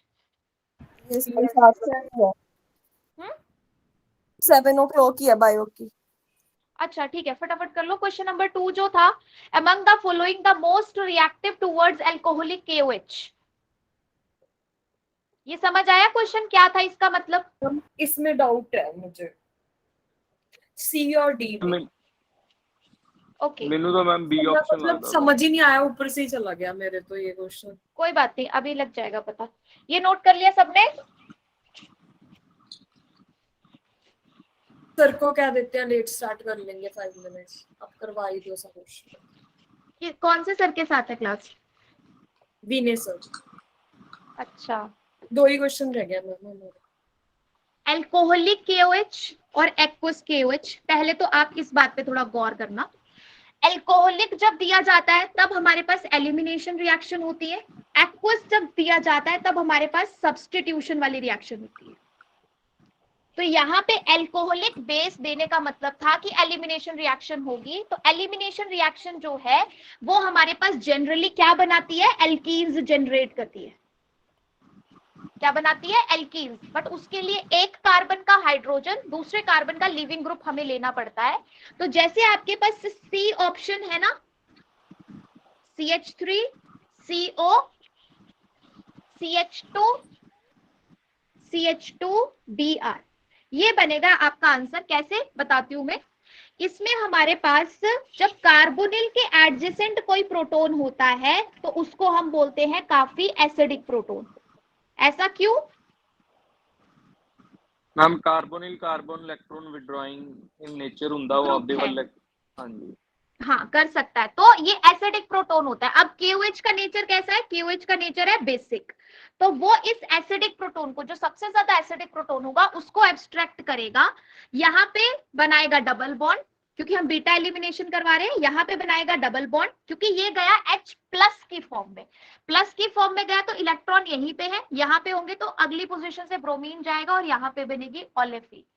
तो जितने भी ऑप्शन थे चारों, उसमें ये प्रोटॉन क्योंकि सबसे ज्यादा एसिडिक था due two electron withdrawing group, इसलिए इस सिस्टम की जो रिएक्टिविटी थी अल्कोहलिक KOH के साथ वो सबसे ज्यादा थी। अगर मैं CH2 की बात करूं तो मेरे पास प्रोटॉन जा सकता था, बट sp2 था, उतना कुछ रेजोनेंस नहीं, इंडक्टिव इफेक्ट लगता। अगर मैं B की बात करूं तो मेरे पास ये कार्बन तो sp3 वाला था, एस कैरेक्टर ही कम। अगर मैं यहाँ पे D की बात करूं तो D में भी सेम एलिमिनेशन। ऐसा नहीं है नहीं हो सकती थी, हो सकती थी, बट इसके जो ये कार्बन है ये भी कैसे हैं? sp3। दैट्स व्हाई जब कंपैरिजन sp3 sp2 और रेजोनेंस में होगा तो ऑब्वियसली रेजोनेंस ही यहाँ पे डोमिनेट करेगी, क्योंकि इस प्रोटॉन के जाने से ना जो नेगेटिव चार्ज बनता है वो इसके साथ रेजोनेंस में स्टेबलाइज हो सकता है। तो इसकी रिएक्टिविटी सबसे ज्यादा अल्कोहलिक KOH के साथ थी, जिसमें आपके पास जो इसका प्रोडक्ट है वो बनेगा CH3 CO CH double bond CH2, alpha beta unsaturated ketone, alpha beta unsaturated ketone. हाँ जी मैम। हो गया। चलो last question. The product obtained on chlorination of butane will be, बता रहा है कि हमें कोई प्रोडक्ट मिला है N-ब्यूटेन, नॉर्मल ब्यूटेन की हमने क्लोरीनेशन करी, ये तो वो हमारे पास मीजो होगा, रेशमिक होगा, डी फॉर्म होगा या एल फॉर्म होगा। तो क्या आंसर है इसका? जिन्होंने स्टीरियो पढ़ी है एटलीस्ट वो बता दो। और एल्फॉर्म, ये तो डेक्स्ट्रो रोटेटरी और लीवर रोटेटरी वाला है ना। हाँ, ये तो हम बता ही नहीं सकते क्योंकि ना तो इसमें पॉजिटिव है ना नेगेटिव है, तो ये तो रेशमिक मिक्सचर होगा, मीजोफॉर्म तो बनेगी नहीं। अच्छा ठीक है। और CH3 CH2 CH CH3 Cl, ऐसे था ना ये मॉलिक्यूल? हाँ जी मैम फोन बंद होने वाला, इंदा लास्ट क्वेश्चन दा स्क्रीनशॉट पा दियो ग्रुप में। कोई भी स्टूडेंट कर लेगा, रिकॉर्ड भेज देंगे, कोई बात नहीं, ठीक है। तो हमारे पास ये जो क्वेश्चन था, इसकी अगर मैं जैसे सिंपल ऐसे फॉर्म बनाऊं फिशर में 1 2 3 4 मेरे पास, तो 1 2 3 4, तो ये था CH3, ये था CH2, ये था CHCl और ये था CH3, ठीक है। तो इसमें ये पोजीशन जो है मेरे पास कायरल है ना? अगर कायरल सेंटर रहेगा तो कायरल सेंटर में हमारे पास क्या होता है कि जब सिंगल कायरल सेंटर होता है तो सिंगल कायरल सेंटर में R फॉर्म भी एग्जिस्ट कर सकती है, S फॉर्म भी एग्जिस्ट कर सकती है। क्यों? क्योंकि अगर मैं इसी की मिरर इमेज बनाऊं तो वो अलग होगी, नॉन सुपर इम्पोजेबल होगी, ठीक है। तो हमारे पास जब दोनों फॉर्म्स बन सकती हैं, पॉसिबिलिटी दोनों की है, क्योंकि मेंशन नहीं किया ना तो क्लोरीन कौन सी तरफ रहेगा, लेफ्ट पे रहेगा राइट पे रहेगा। हम R भी कर सकते हैं, हम S भी कर सकते हैं फिशर में। तो जब दोनों फॉर्म्स हमारे पास इक्वली एग्जिस्ट कर सकती है तो वो क्या होता है? Racemic mixture. 50% ये भी 50% ये भी। मीजो क्यों नहीं हुआ? क्योंकि किसी भी तरीके से तुम इस मॉलिक्यूल को ड्रॉ कर लो, प्लेन ऑफ सिमेट्री हमें नहीं मिलेगी।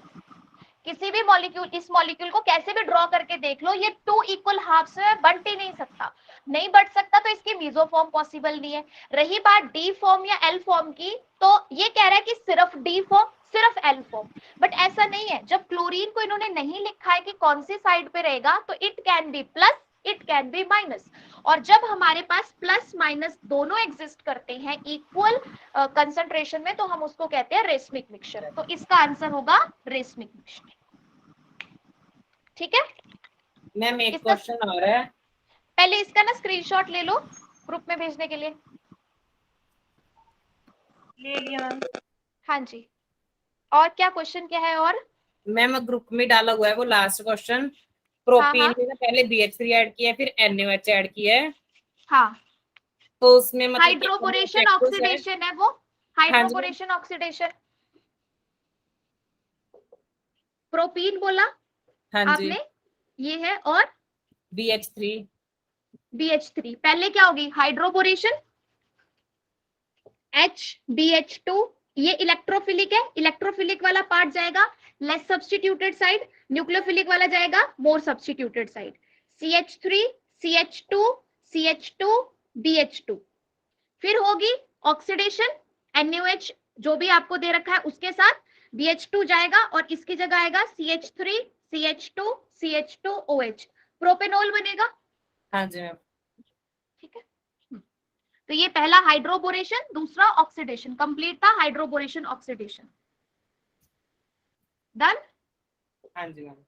चलो ठीक है, तो इसके साथ हाइड्रोकार्बन्स वाला चैप्टर कंप्लीट हो गया है। वैसे कोशिश थी मेरी कि मैं आज शुरू करती, बट अब नहीं मतलब हो नहीं पाया, क्वेश्चंस का नंबर ज्यादा था, बट यस इस पे प्रैक्टिस करना भी बहुत जरूरी है। सो नेक्स्ट टाइम से अगर मैं आपको कोई भी टास्क देती हूँ, ग्रुप में कुछ भी भेजती हूँ, उसको सीरियसली लेना है और रिस्पॉन्सिबली सॉल्व करना है क्लास से पहले, ठीक है जी? चलिए ओके मैम। मैम हाँ जी, और सेकंड क्वेश्चन क्या सॉल्व करना है? Which of the following gives yellow precipitates on shake, ये वाला आंसर एक मिनट एक एक करके सॉल्व करने को अभी मैंने कुछ नहीं दिया है, बट जैसे आज की क्लास में सब बच्चों ने आंसर सॉल्व करके नहीं दिए थे, मैं उसके लिए रिमाइंड करवा रही हूँ कि नेक्स्ट टाइम से कोई भी काम दिया जाएगा तो वो टाइम पे कंप्लीट करना है, ओके मैम। मैम क्वेश्चंस ऐसे करवा दिया करो, ऐसे प्रैक्टिस हो जाती है हमारी एमसीक्यूज की। लेकिन मैं वही तो कह रही हूँ, मैंने पूरा लेक्चर लगाया है आप लोगों पे, मुझे भी सिलेबस करवाना है जल्दी, बट अगर आप रिस्पॉन्सिवली पहले से खुद से प्रैक्टिस नहीं करते हो तो मेरा यहाँ पे करवाने का बेनिफिट आपको नहीं होगा, क्योंकि आपने खुद से चेक ही नहीं किए। ठीक है, तो मैं तो यहाँ पे करवा दूंगी, लेकिन क्वेश्चंस पहले आप लोगों को टाइमली वो खुद से सॉल्व करने हैं। Yes ma'am. हाँ जी, और किसी को कुछ कहना है? मैम शैलिया, हाँ जी शैलिया बोलो। मेरी वॉइस आ रही है आपके पास? हाँ हाँ, तन्वी की वॉइस क्लियर नहीं है, आप चाहे टाइप करके भेज दो मुझे। तो येलो प्रेसिपिटेट वाला पूछ रहे हैं, दोबारा बता दो। नहीं, मैं उसका आंसर पूछ रही थी मैम। आंसर क्या ऑप्शन आएगा? फर्स्ट ऑप्शन, जिसमें आयोडीन जो है वो बेंजीन के साथ डायरेक्टली अटैच नहीं है।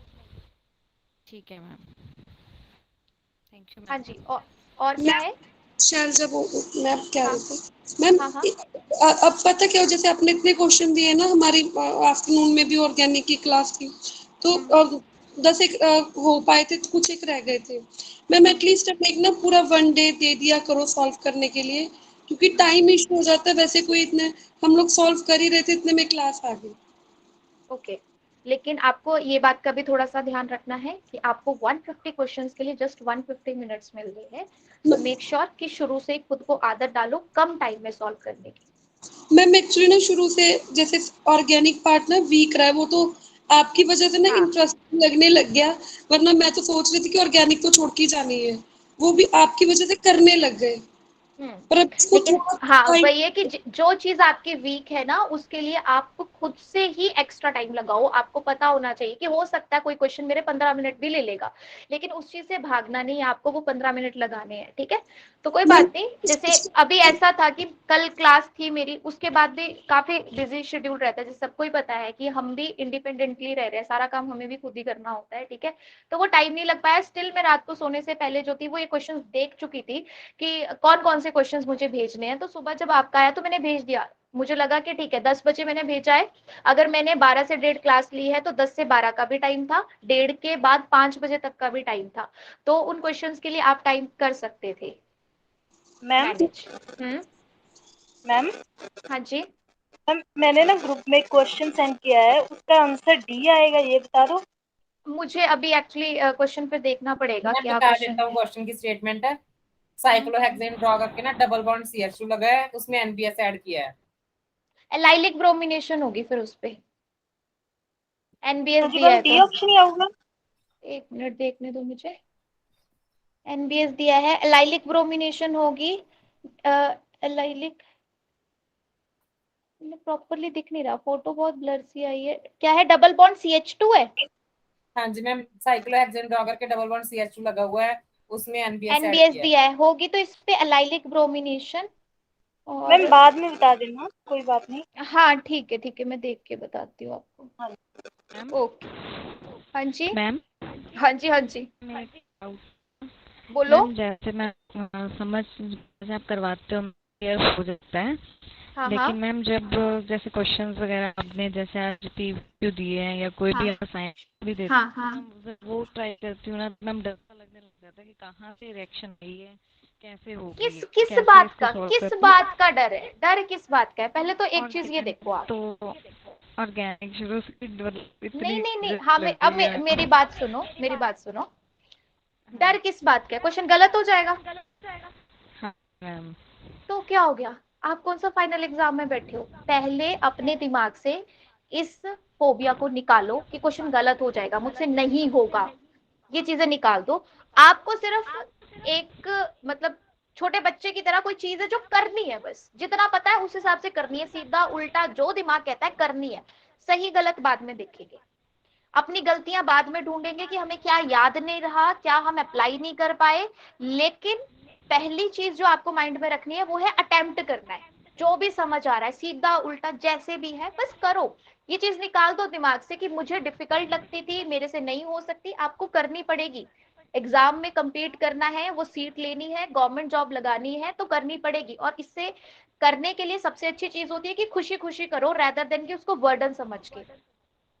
यस मैम, उसके लिए मैम कैसे क्या मतलब फॉलो करूँ, कौन सा प्रोसीजर फॉलो किया जाए, कौन सी स्ट्रेटेजी बनाई जाए मैम? स्ट्रेटेजी आपकी सिंपल, सबसे पहले खुद को बोलो कि मैंने खुद के साथ इतना हार्श नहीं होना है। मुझे अभी तक डिफिकल्ट लगी है बट अब मैंने सिर्फ अपना 100% देना है। मैंने सब चीजें याद भी करनी है, प्रैक्टिस भी करनी है, और जब कोई क्वेश्चन मेरे पास आता है तो मैंने उससे डरना नहीं है कि पता नहीं कहाँ से रिएक्शन आ गई है, क्योंकि अभी तो आप सिर्फ यूनिट में से कर रहे हो। जब आपकी पूरी केमिस्ट्री साथ होगी फिर तो आप और ज्यादा घबरा जाओगे।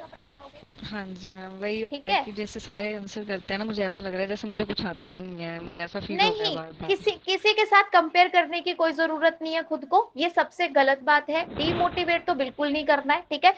डीमोटिवेट करने के लिए दुनिया में बहुत लोग मिल जाएंगे, खुद को मोटिवेट खुद करना है, ठीक है। मैं जब तक आपके साथ हूं मैं आपको बता सकती हूँ क्या करना है कैसे नहीं करना है, बट पूरी लाइफ अगर कोई चीज आपके साथ रहती है तो वो इंसान खुद होता है जो उसके साथ हमेशा रहेगा। इसलिए कभी भी ऐसा लगे कि अब मैं थोड़ा सा डाउन हो रहा हूं या हो रही हूं, तो खुद ही उस चीज को याद कर लो कि ठीक है यार, क्या हो जाएगा, ज्यादा ज्यादा गलत हो जाएगा। बहुत सारे स्टूडेंट है वो प्रिटेंड कर रहे हैं कि नहीं सब ऐसे ऐसे है, क्या पता उन्होंने भी पहले 10 बार किया, उनसे गलती हुई हो। मेरे से कोई क्वेश्चन यहाँ पे नहीं होता तो मैं क्या खुद को ऐसे डिमोटिवेट कर लूं? नहीं, मैं सोचती हूँ कि मेरे को देखना है कि कौन सा फैक्ट है यहाँ पे जो मेरे से छूट रहा है, मैं उसको एक बार अच्छे से पढूं, उस पर काम करूं, फिर वो क्वेश्चन हो जाता है, ठीक है। इसलिए नेगेटिविटी की तरफ बिल्कुल नहीं जाना है, पॉजिटिव अप्रोच के साथ। ठीक है मैम, थैंक यू हाँ मैम। चलो ठीक है फिर, okay then, bye bye everyone. Excuse me ma'am, हाँ जी हाँ जी बोलिए। मैम हमने अभी स्टीरियो केमिस्ट्री नहीं किया है तो हमें वो वाले क्वेश्चन थोड़े अभी समझ में नहीं आए ज्यादा। हाँ कोई बात नहीं, आपकी अभी ना इस मंथ हो जाएगी स्टीरियो में, बता रही हूँ, तो फिर आपको इन क्वेश्चंस में भी दिक्कत नहीं आएगी। बस क्योंकि जब मैं प्रीवियस ईयर निकाल रही होती हूँ और साथ साथ में आ जाते हैं तो मेरे को बस ऐसे थोड़ा सा होता है कि चलो ये भी मैं बता देती हूँ, ये भी मैं बता देती हूँ, इसलिए करवा दिए वो। ठीक ओके है, मैम। हाँ जी, चलो फिर ठीक है, बाय बाय।